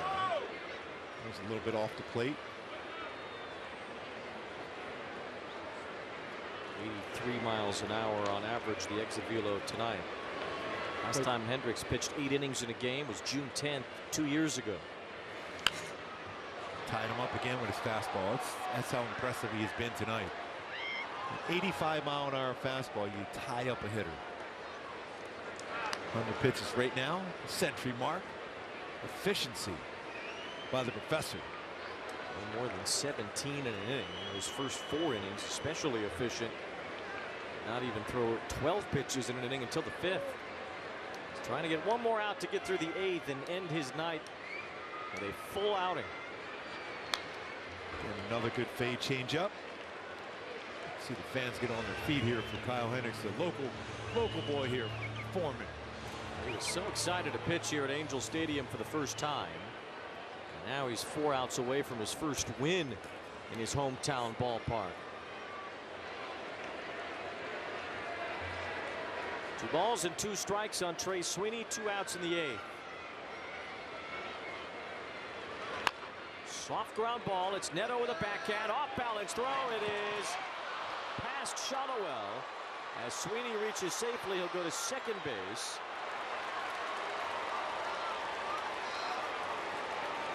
Tough play for Neto as that ball was running away from him. He caught up to it. The off balance throw needed a short hop pick, and Shotwell couldn't grab it. Here comes Wash. I mean, that was just a great play. The stretch, and just unable to get there and wanted to be able to keep the foot on the bag anyhow. Brock Burke warming in the bullpen with Dingler up. Dingler's homered in each of the first 2 games of this series. What a performance, though, for Kyle Hendricks. Outstanding. Trey Sweeney gets an infield hit, goes to second on the error by Neto. You just never know with Wash here. He's probably asking, what do you think? I got one more. I want to see I got one more. Hendricks He's asking saying one for more. it. Wash hasn't decided yet. Long conversation. Manny Gonzalez allowing it. And Hendricks will give the baseball to the manager. What a performance tonight. Mastery from the professor, Kyle Hendricks.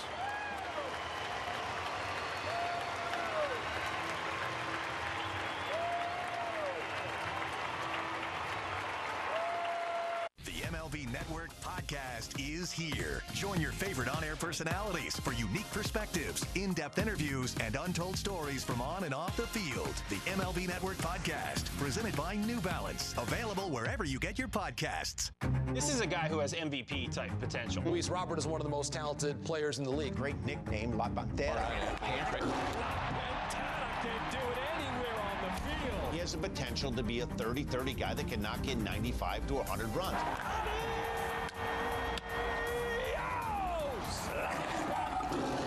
As a fan of the game, there's nobody I enjoy watching in center field than Mr. Luis Robert.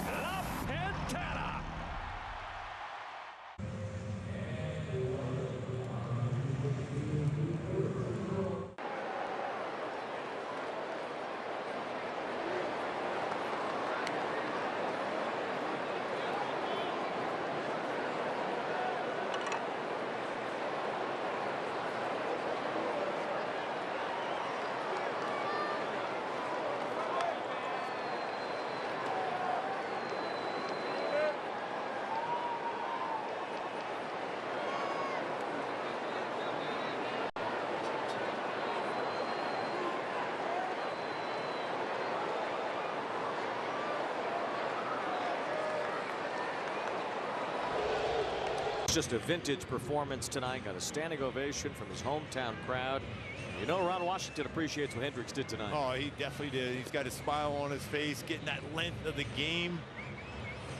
He'll be able to pick up that first W. The Halo uniform in a stadium that he watched a bunch of Halo games. This team needs a win. They've lost 7 straight. Steering it into the garage has not been very easy lately. The Angels have 4 outs to work with here, leading by 4, and Brock Burke will face Dylan Dingler here. You can see Jansen out in the bullpen, kind of getting ready, stretching out. I know he'd like a shot to redeem himself after the performance yesterday. So un-Jansen-like here last night. That's what he said. You talked about earlier. When you're a closer, you just forget about that as quick as possible. Burke trying to get this last out in the 8th inning against Dingler, who's been tough in this series. 1 ball, 1 strike. We know Dingler's going to be hacking here. Could be mentioned earlier, the walkless Dingler so far this season in 92 at bats. He's not drawn a walk. Just 3 in his first 51 major league games.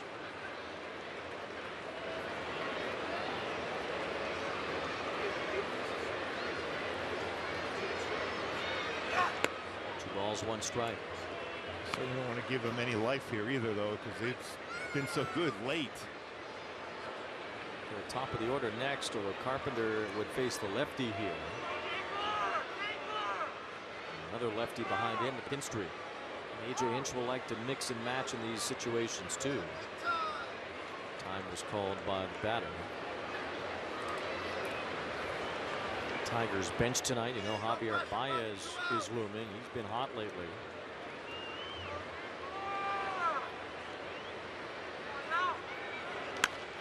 Two balls, 2 strikes on Dingler. Buckner has that outstanding swing in this changeup too. Saw a lot of great changeups from Kyle Hendricks today. With that cut and fade changeup.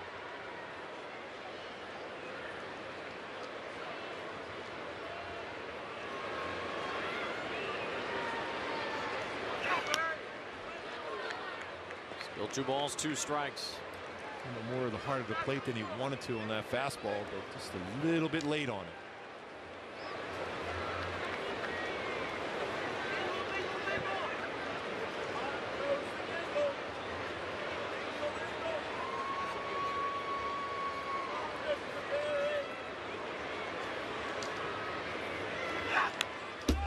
Big cut. Fastball that came in at 96. And that's more of the middle of the plate again. Has to be some adjustment though. I mean, Dingler's been facing a guy throwing 86 all night. Yeah, it must feel like it's 106. Seeing some firm fastballs thrown that way. 98 on the pitch before. So Burke trying to get through the 8th. How's that changeup, remember? He whips it out here on 2-2. Baseball again, 98 again, a foul again. Boy, Dingler's really impressed me swinging the bat. The 2nd round pick out of the Ohio State University in 2020.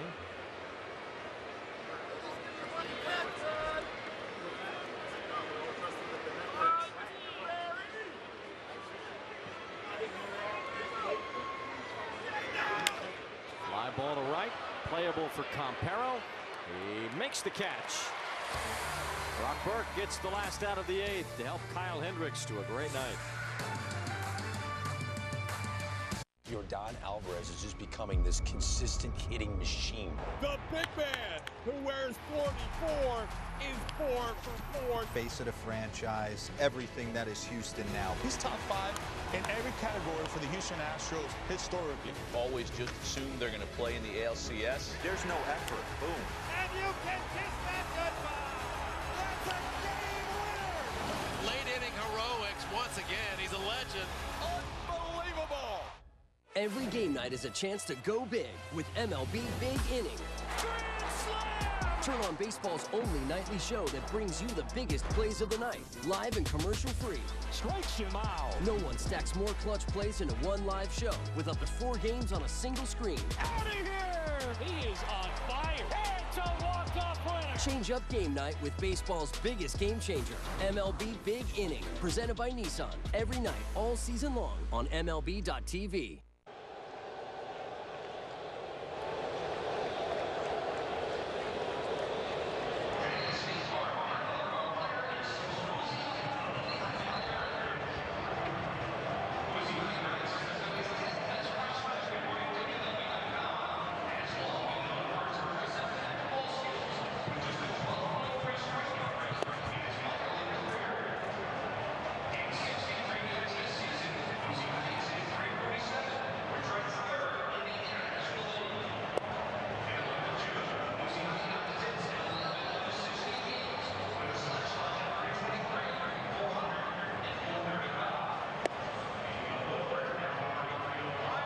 Enjoy amazing moments by your Halos in 2025 from the comfort of a suite at the Big A. Entertain guests with all-inclusive packages. For more info, call 714-4-ANGELS or visit angels.com/suites. Like that embrace there, Sal Fasano and Kyle Hendricks. You know, they're talking a lot about pitching, setting up hitters. Grant Herter is the new pitcher for the Tigers here in the bottom of the 8th inning. Well, the in-game hugs and handshakes are nice, but the Angels are hoping to celebrate with some post-game hugs and handshakes. It's been a while, a 7-game losing streak. As Travis d'Arnaud's had a solid night, both catching and hitting. He's been on base 3 times, and he flies out to right to start this 8th inning. 1 out, couple of clutch hits back in the 6th. The Angels extended their lead. And our Arco top-tier play off the bat of Luis Rengifo. Swinging early, got that first pitch breaking ball, was middle part of the plate, didn't try to pull, went right back up the middle, driving in a couple with that swing. Rengifo, big-time numbers against Flaherty, makes him pay again. 7 straight losses for this team after they beat the Pirates 4-3 on April 24th. They were a 500 team at that point. Really, it was the beginning of that Pirates series. They were still a game above 500. They've lost 9 of 10 and dropped that series to Pittsburgh. Swept by the Twins and Mariners. Lost the first 2 games of this series, but trying to get back in the win column tonight. And you know, any team that it falls behind early in the season, I think the mantra is kind of the same. Just win that day. Yep. Don't worry about what happens the next day. You got to do whatever it takes to be able to put together a complete team effort. So far, that has been the case. Certainly been a complete effort from Travis d'Arnaud tonight. So it looks like Brock Burke going back out there for the 9th, so at least to start the inning. Swings at a pitch that hit him. So he's going to be out on strikes. Yes. Hopefully his knee is okay.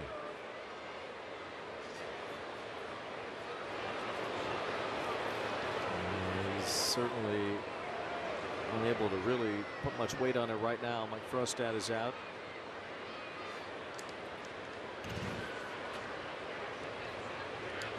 Turned right into it and hit him right square on the kneecap. Yep. Feeling all that weight, especially on that back leg as you're swinging. Right at that knee. Rengifo walking off on his own. 2 outs here in the inning, and no, Jansen is not warming up in the bullpen at all. So looks like it will be Brock Burke. I mean, Jansen, you know, aside from having just a tough outing last night, put a lot of pitches too. He gave up 6 runs. So let's see Kevin Newman go out third base potentially now. Makes sense probably anyway, as Kerry Carpenter is due up in the 9th inning, then McKinstry. So you have 2 lefties due to lead off, and really a top half of the lineup for Detroit that features a lot of left-handed batters. 4 of the first 5. So that could be the reason as well for Burke to go back out there. Campero tonight is 0 for 3 batting left-handed. He hits right-handed here. 2 balls, no strikes from Brant Herter.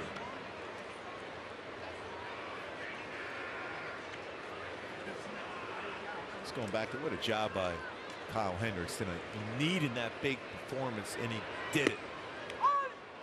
Angels will hope for the same from Jack Kohanowitz tomorrow, the finale of this series against Reese Holson. It'll be a 1 o'clock start here at the day game to finish up this series. Angels are off Monday, on home day off for the Angels, and then Toronto's here Tuesday.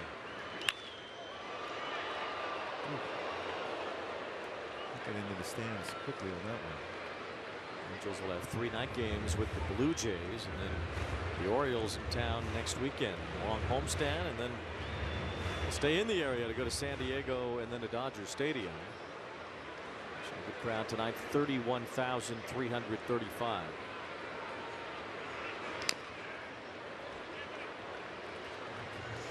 We've been treated to some clutch hitting and some incredible pitching from Kyle Hendricks.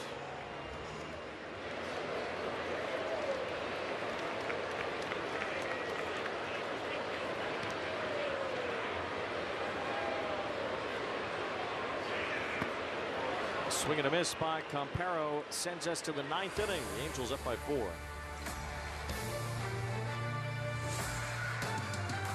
I want to talk about the Angels. They're my big surprise team of 2025. The Angels make sure the halo will shine brightly tonight. The energy level and the swag and the confidence. It is Trevor here.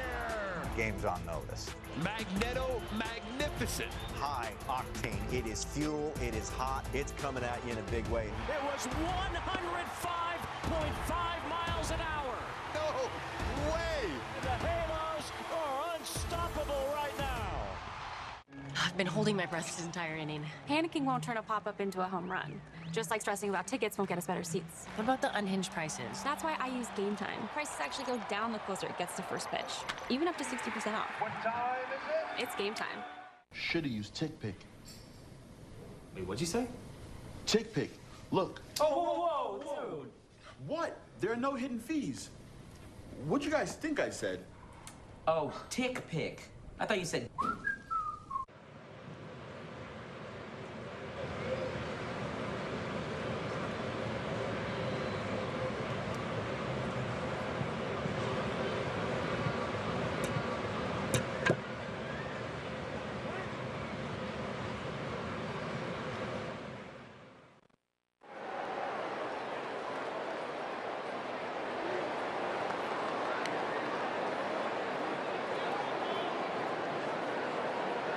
A key for the game today. Rainbow in the dark. It definitely was that.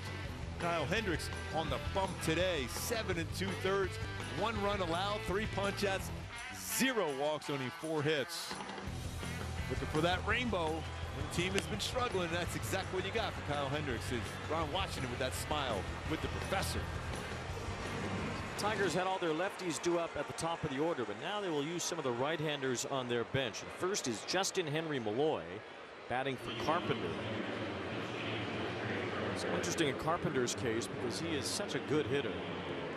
But still, A.J. Hinch does not favor the matchup with Carpenter against the lefty Brock Burke. Now, on the other side of that, you have the 3-batter rule still in effect. Now, you can get rid of the 3-batter rule if the inning ends, but if you send the pitcher back out, it goes back into effect. So Brock Burke faced just 1 hitter, Dingler, in the 8th inning, and now he has to face 2 here in the 9th inning with Kenley Jansen warming up. It's Malloy hitting here to lead off. Strong batter here too for the Tigers. Carpenter in his career against lefties has hit just .210. He's hit .250 this year. He batted .107 against lefties last year. That's why A.J. Hinch tries to avoid it. And Malloy hits this one hard to left. Taylor Ward backs up and makes the catch. Big out. Hit well. Right at Taylor Ward. Angels Live postgame presented by OC Navigator is up next. GA and Eric with the fireworks going on. Hopefully some happy fireworks going. Angels just need 2 more outs to break a 7-game losing streak. Andy Ibanez bats for McKinstry. That's the end of McKinstry's hitting streak at 12 games with an 0 for 3 tonight. Gleyber Torres next. This would not be a safe situation for Jansen if he does enter the game to face Torres. Maybe at least a chance for redemption here, and a chance here for Hendricks to get his first win in an Angels uniform. 2 balls, no strikes on Ibanez. And imagine A.J. Hinch is saving Javier Baez for when Colt Keith is due up behind Riley Green. Tigers would need a couple of base runners to get to Baez, though.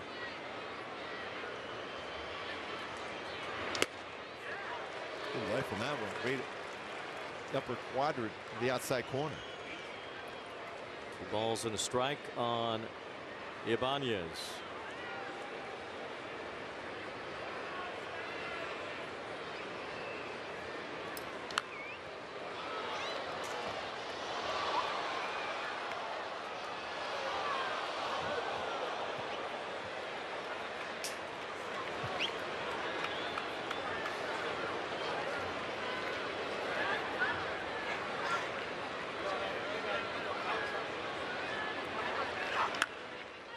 Foul late on the fastball from Burke, who's been touching 98 here tonight.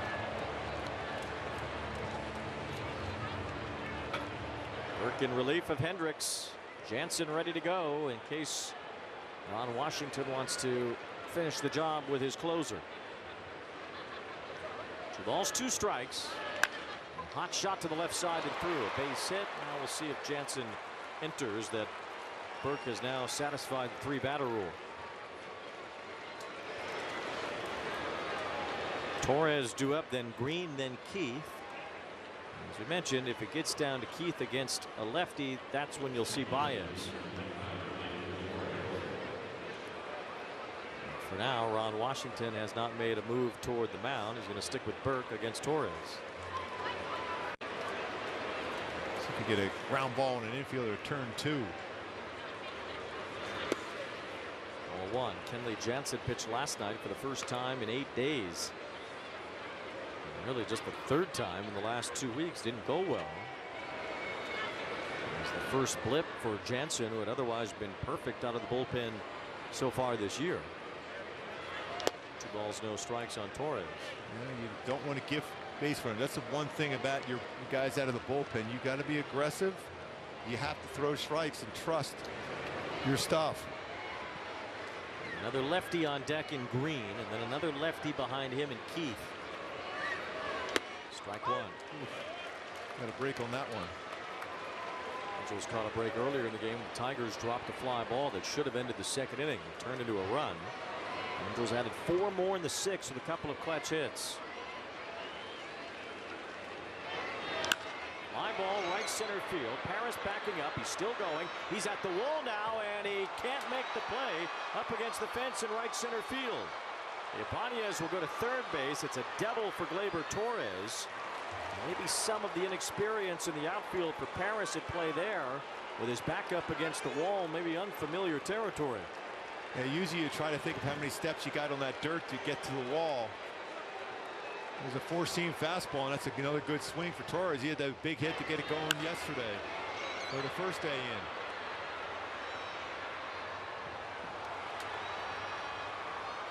So now it is a save situation for Kenley Jansen, and now a man with 453 career saves is on his way in to try to end this losing streak for the Angels. It'll be Jansen with a lead to try to save in the 9th in just a moment.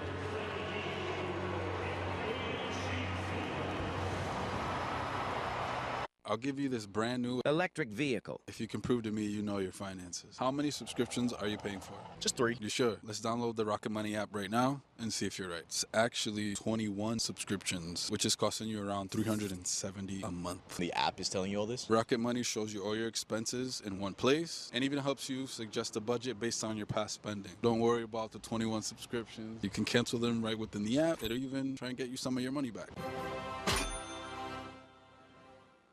Why pay too much for cable TV when it costs less for Fubo? Get all the channels you want with all the entertainment you love for the price that cable can't beat. Start watching at FuboTV.com.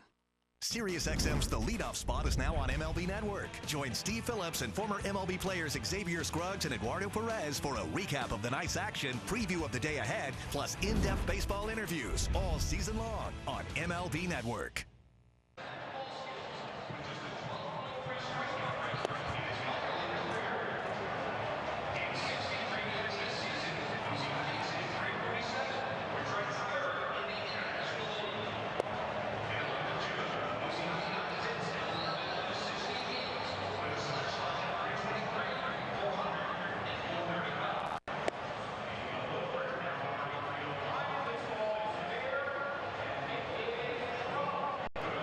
For a reliever, it's still an early part of the season that his ERA can go from 0 to 6 in one night. That's what happened to Kenley Jansen yesterday.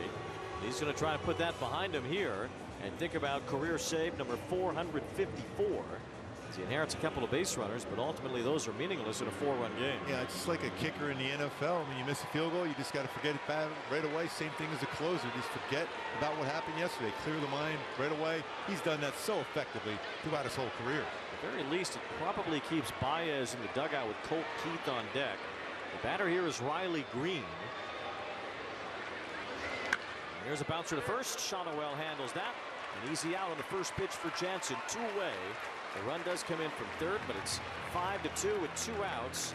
And now Colt Keith batting for himself. He'll take that anytime, especially what Riley Green did yesterday against Kenley Jansen. This time he got that cutter exactly where he wanted to. That run charge to Burke. So with the man on third base, Torres, if he scores. Jansen trying to close the door here. Some rain falling here at Angel Stadium. Jansen is focused as he delivers ball 1. Hendricks would get the win, his first as an Angel.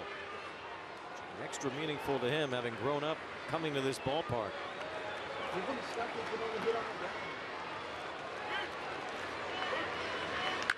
Line drive, caught by Neto. Say goodnight to the Tigers. The long losing streak is over. Kenley Jansen gets redemption, and Kyle Hendricks his first win as the Angels beat Detroit 5-2. What a fun game. Kyle was so good. Look at what's going on down here. Did they not the Tigers wanted to think about maybe challenging where Neto was positioned, but it's all good now. Yeah, that's save number 454 for Kenley Jansen. Making sure that he was on the shortstop side of the bag catching that line drive. It was pretty close, but he is right there. As you can see, he's leaning, and then the ball is hit, gets over there, makes the play.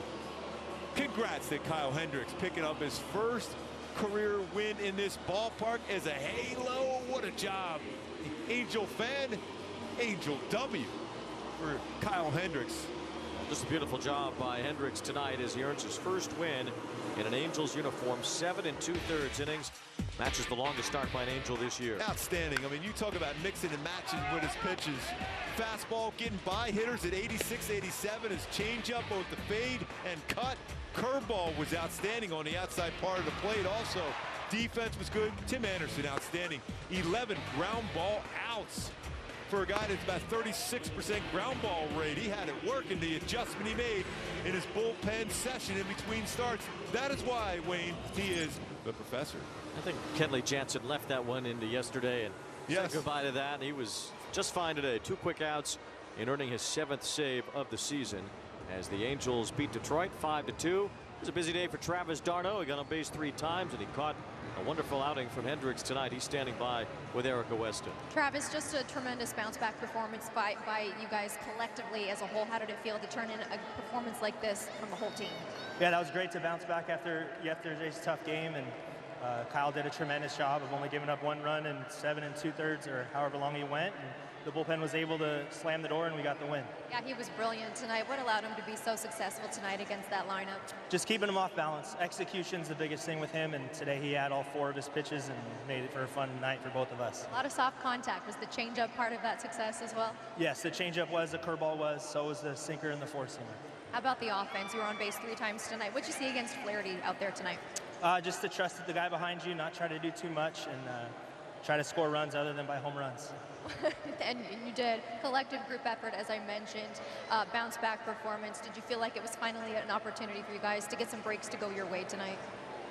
Yeah, definitely. Sorry, it's hard to hear you with all the blow drying going on, but it was a great win tonight. Thanks for sticking around till the end, and hopefully we can come out tomorrow and win again. Strav, thanks for the time. Thank you so much. All right, guys. That was fun. That was awesome. Travis d'Arnaud, big game, but behind the plate and at the plate. Angels win it. We'll talk about it in just a moment.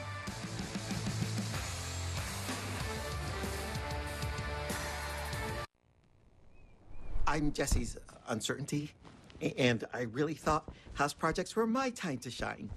One little, "Are you sure?" He gets stuck before he even got started.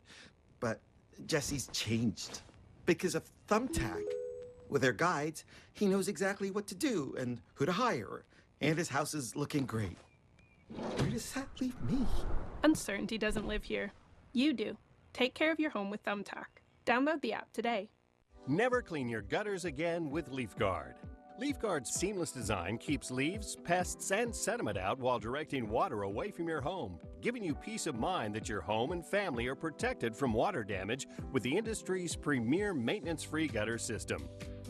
Call 844-6LeafGuard right now for a free estimate and save 20% plus $500 off your purchase and installation. LeafGuard. Get it today, protected for life.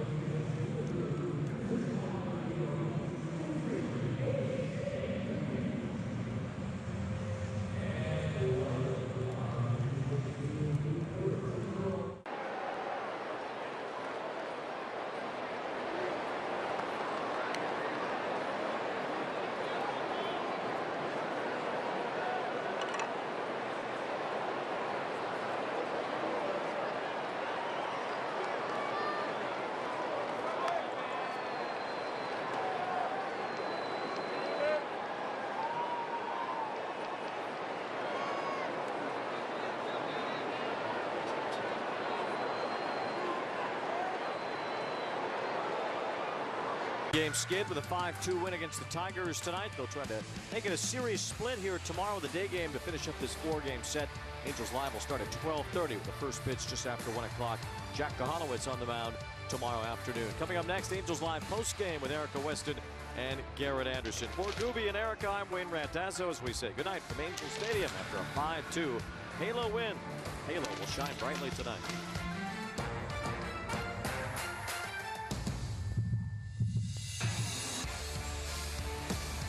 Did he do it? Oh my goodness, what a play! An absolute beast unleashed. You are unbelievable. Racking them up, all I do is win. Spot that hashtag like a boss, yeah, that's how I roll. Keep on nailing it, never miss it back, enjoy the show. Relive the biggest plays from every game with Abby LeVar on Quick Pitch. Late nights and early mornings on MLB Network. Yordan Alvarez is just becoming this consistent hitting machine. The big man who wears 44 is 4 for 4. Face of the franchise, everything that is Houston now. He's top 5 in every category for the Houston Astros historically. Always just assume they're going to play in the ALCS. There's no effort. Boom. And you can kiss that goodbye. That's a game winner. Late inning heroics once again. He's a legend. Unbelievable.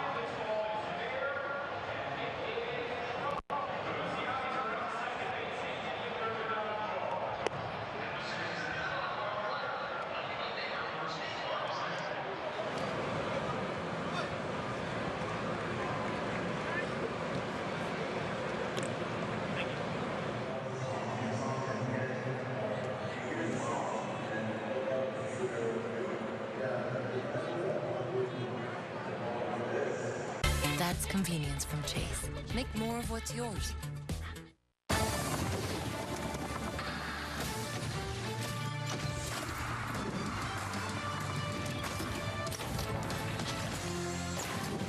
Big win by the Angels tonight, backed by a brilliant effort by Kyle Hendricks as we welcome you to Angels Live postgame presented by OC Navigator. The Orange County native collecting his first win as a Halo as Luis Rengifo delivers with a big hit for the Angels offense. 5-2, your final score. The Angels get into the win column here against the Tigers as we welcome you inside the broadcast booth. Alongside Garrett Anderson, I'm Erica Weston. Just a great bounce-back performance by the Angels tonight. It is, and it started off with the starting pitching today.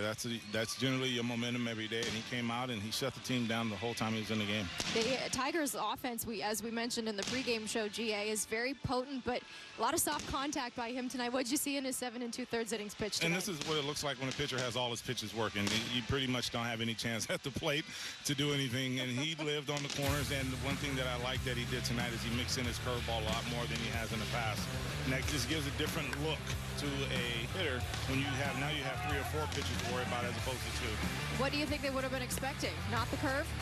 Definitely not. I mean, he'd spin more cut change up, but tonight he did drop the curveball in. And when you throw the curveball and then you know, he doesn't have the high velocity, but it looks like it's really hard when it comes in there because the curveball and changeup are so slow.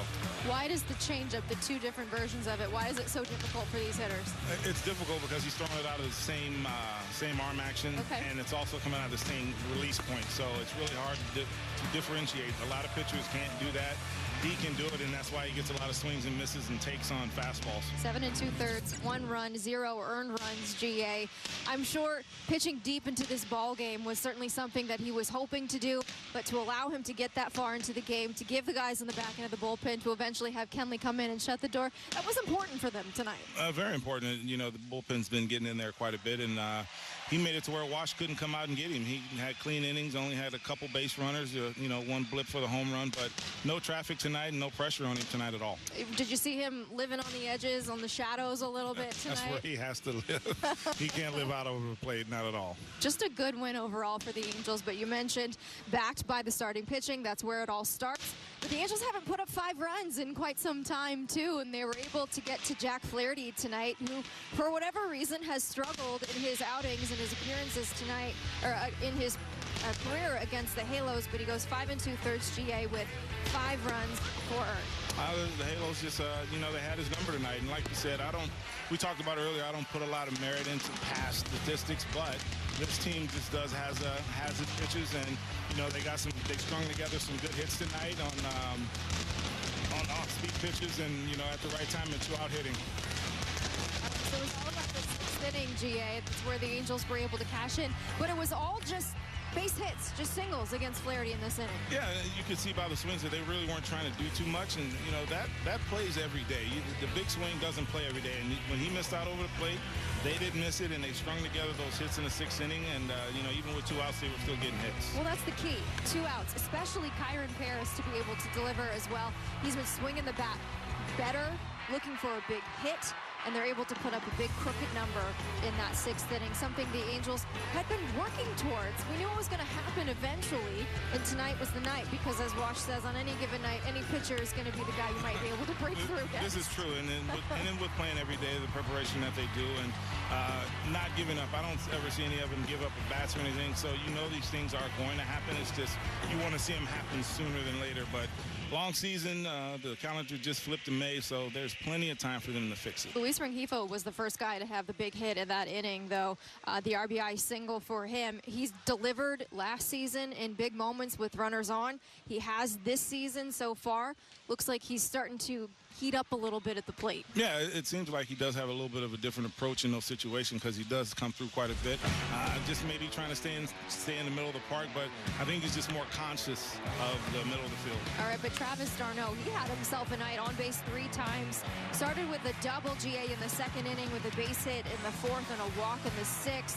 What'd you see from his night tonight? Just ball to bat, just a veteran player, not trying to do too much. He understands what his ability is to hit a baseball, and he hits the ball exactly where it's pitching. This is what you want from a backup catcher, to be able to pick up, when O'Hoppy's not behind the plate. Well, that's the thing, right? He's getting more playing time right now. We've seen both of them in the game a couple of days ago, with Travis behind the plate and Logan DHing. Base hits to right. That's his game, right? Yeah, there's a lot of hits on that side of the field for sure for a right-hander. But it makes a difference when he's playing more to be able to get that rhythm at the plate. Yeah, the consistency of hitting that everybody would agree with that. The more you get up there, the more comfortable you hit. But he's a veteran, so he doesn't really need that to be successful. I'm sure he understands his place as a hitter, and he doesn't have any problems doing that. The Angels, regardless of the 7-game losing streak that they snapped tonight to get a win against the Detroit Tigers, the energy was good.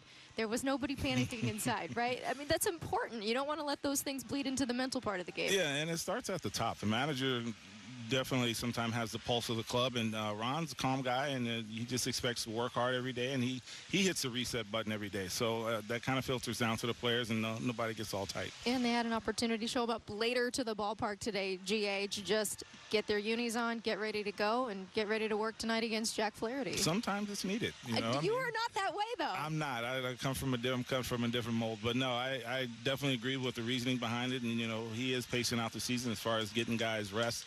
And it's not a bad thing to come sometimes to just show and go. All right, stick with us. More post-game reaction ahead as the Angels snap their losing streak and win big tonight against Jack Flaherty and the Detroit Tigers. And you, Angels fans, have won free French fries. Get free medium fries tomorrow with any $2 purchase, excluding tax, only on the McDonald's app at participating McDonald's.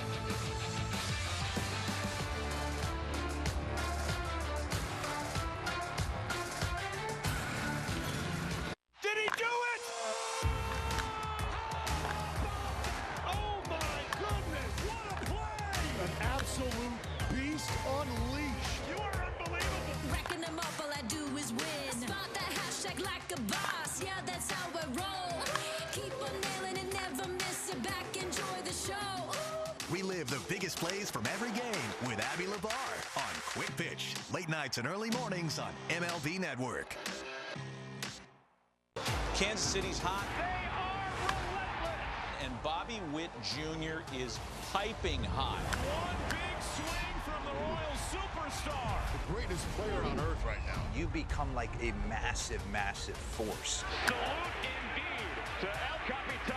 You have to work more. You have to sacrifice yourself more. That's the type of baseball that wins come postseason. Just the team that we have, just doing things one pitch at a time, one inning at a time. It's just so much fun.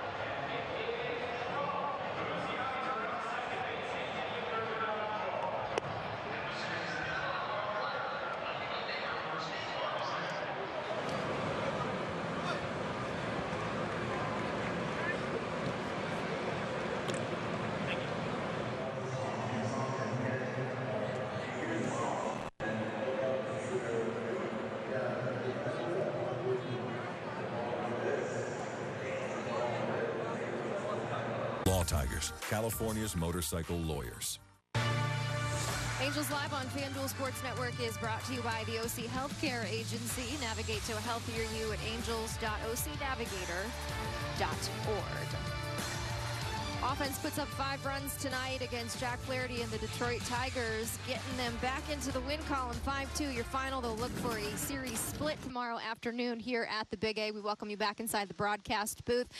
GA, sometimes you just need some breaks to go your way, and the Angels cash in on their first run of the ball game thanks to some miscommunication in the outfield by the Tigers. Yeah, we can always sit here and say that should never happen, but it does happen, and it will happen again, and it's just. Well, it happened last night, too. This is just basic 101 you learn in Little League. Center fielder has priority over everything. If he wants to run over to the foul line and catch the ball, he should have priority. And what I mean by that is that there be no confusion whatsoever. If he says he has it, just get out of his way. So that's Javi Baez and Kerry Carpenter in center and right last night. This is tonight, GA, in the second inning. It is Riley Green in center and Kerry Carpenter in right, except this time they drop the ball. It's an E9, and the first run scores the game. The only latitude I'll give them is that, they're playing different positions, and that's not the same guys running out there every day. So there's a little latitude there, but there's still an hierarchy out there in the outfield. The center fielder has priority over everything. When I was playing left, if I heard the center fielder say he had it, I'm getting out of there. It's just that way you can avoid any kind of confusions whatsoever. I know you said just a moment ago that never happened to you, although you got bumped one time. What are they saying after that to each other at that play? I have no idea. What would you guess that they might be talking about? You didn't hear me? He looked a little nicer than that. You didn't hear me? You didn't hear me say I got it? I'm the center fielder. But yeah, Something I'm sure it was lines. a little nicer, I'm sure. It was like my bat or something like that. Well, I mean, the Angels have, they're experiencing communication and growing out there with some inexperienced center fielders, outfielders too. So all's well that ends well, at least for the Angels side of things when they cash in on that run in the inning. Stick with us, more post-game reaction ahead. Coming up, we're going to hear some post-game thoughts from the manager, Ron Washington. The Angels win tonight, 5-2 your final score. We'll hear some thoughts on the win from the skipper next. The Braves have staying power. Just an absolute powerhouse. Big-time bombers in the lineup that could really, really hurt you. They're going to be a force again. Your 2024 National League Cy Young Award winner. This is what the greats do. Watch him go to work. Swing and a miss. What a way to finish for Chris Sale. Explosiveness with the velocity, with the nastiness of his pitches. The man is on fire. He is MLB Sonic the Hedgehog. That's what I do every day. Play baseball and have fun. Braves just keep on rolling.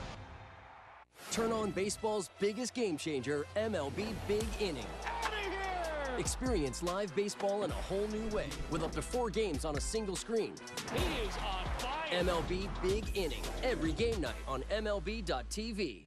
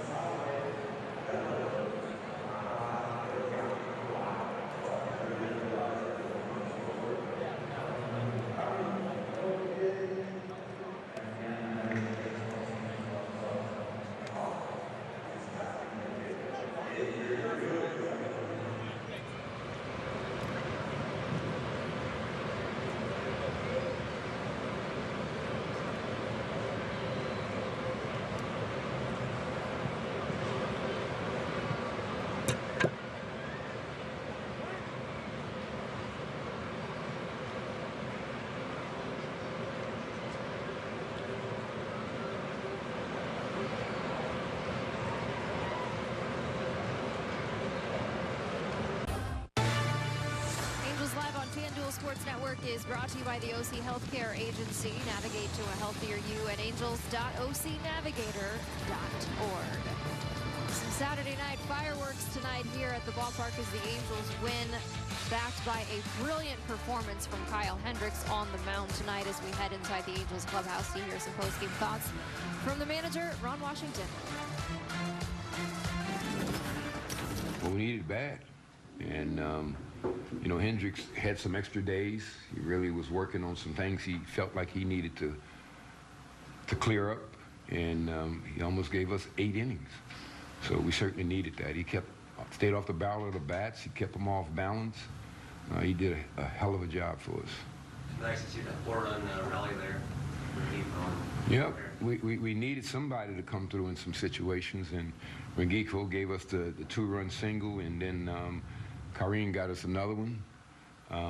You know, we needed everything we got tonight, everything, and it was nice to get Kenley back out there. Is Rengifo all right? Yeah. Swung the bat, missed the pitch, hit him on the back knee. But after he got into the dugout, it sort of subsided, so he was able to go back out there. It's 5 straight starts now that your starters have given you guys a good chance to win the ball game. What have you seen from them? Exactly what you said. Give us a chance to win the ball game. Past 4 or 5 ball games before tonight, we just couldn't shut the back end of the game down. We couldn't do it. And, you know, we felt like we had the right people in there. It just didn't get done. With keeping Burke in the ninth, was just because the lefties lined up, or what was it? Yep, he get righties out better than he get lefties. So when we saw him switch it out, we felt good. We felt good. You know, we had a 5-0 lead. We was just trying to use the minimal amount of pitches as we could. We certainly called down there and told Kenley if we get into a safe situation, it was his ball. And you seen how bad he wanted it. I'm out there talking to Burke, and I look up to get him, and he's already there. So you didn't call for that? No, he knew. Oh, he knew, okay. Yeah, he knew. We told him if they got 2 on that he was coming in the game, and he wanted this opportunity again. Like I told you last night, that was something that just happened. That don't happen to Kenley. I've seen him blown saves, but I've never seen that. And he's such a pro. I don't know exactly what he told you guys last night, but I can sort of quote, and I may be close. Didn't have it, that's all. Yeah, that's a big bounce back for him. It's no surprise to Kenley bossing everybody around in the best way because he deserves to be able to do so, but he picks up the save tonight. Just important to have him back out there. It is. I mean, those kind of, it's hard when you're dealing with a relief pitcher because you can be in so many games, and probably going to use him. Then you don't use him. You look up, it's a week later. So it's a really tough juggle. Then we'll find out he'll probably be out of there 3 out of 4 or 4 out of 5 days. So it just goes both ways. Love to see him back out there tonight, picking up the save. We turn the page to tomorrow's starters, GA. It will be Jack Kahanowitz on the mound, looking for his second win of the season against the Tigers in Reese Olson. You heard Wash just mention it, our starting pitching, giving them an opportunity to win the ball game. Jack Kahanowitz has done just that every single time out, majority of the season, 2 straight quality starts. Yeah, he's a little bit, like Soriano with the hard sinker and whatnot. So as long as he's pounding the zone, he's definitely going to give the team a chance, because it's just a hard ball to get up into the air and to get inside of. So, yeah, hopefully he'll have his stuff tomorrow. And that's why they shuffled the rotation, right? You have Hendricks going tonight. That's that more of a finesse pitcher, and then a sinker baller like Jose Soriano last night. On the opposing side, how much does that throw off your rhythm? It throws a lot off. If you have Soriano and Juan, it's back-to-back. They're almost the same pitcher, so you may not get any hits the next day, but you definitely feel good because you're going to see the same thing again. I think the Halo's feeling pretty good going into tomorrow. No yes. doubt. Okay, all right. Thanks for joining us on this post-game edition of Angels Live. The Halos win big as a group tonight, 5-2. The final score, backed by 7 2/3 of Kyle Hendricks' brilliantly pitched baseball. Thanks for joining us. For Garrett Anderson, I'm Erica Weston. We will see you Sunday afternoon for the finale against the Detroit Tigers. The Angels looking to split this 4-game series against the Tigers. We will see you Sunday from the Big A. Until then, have a great night.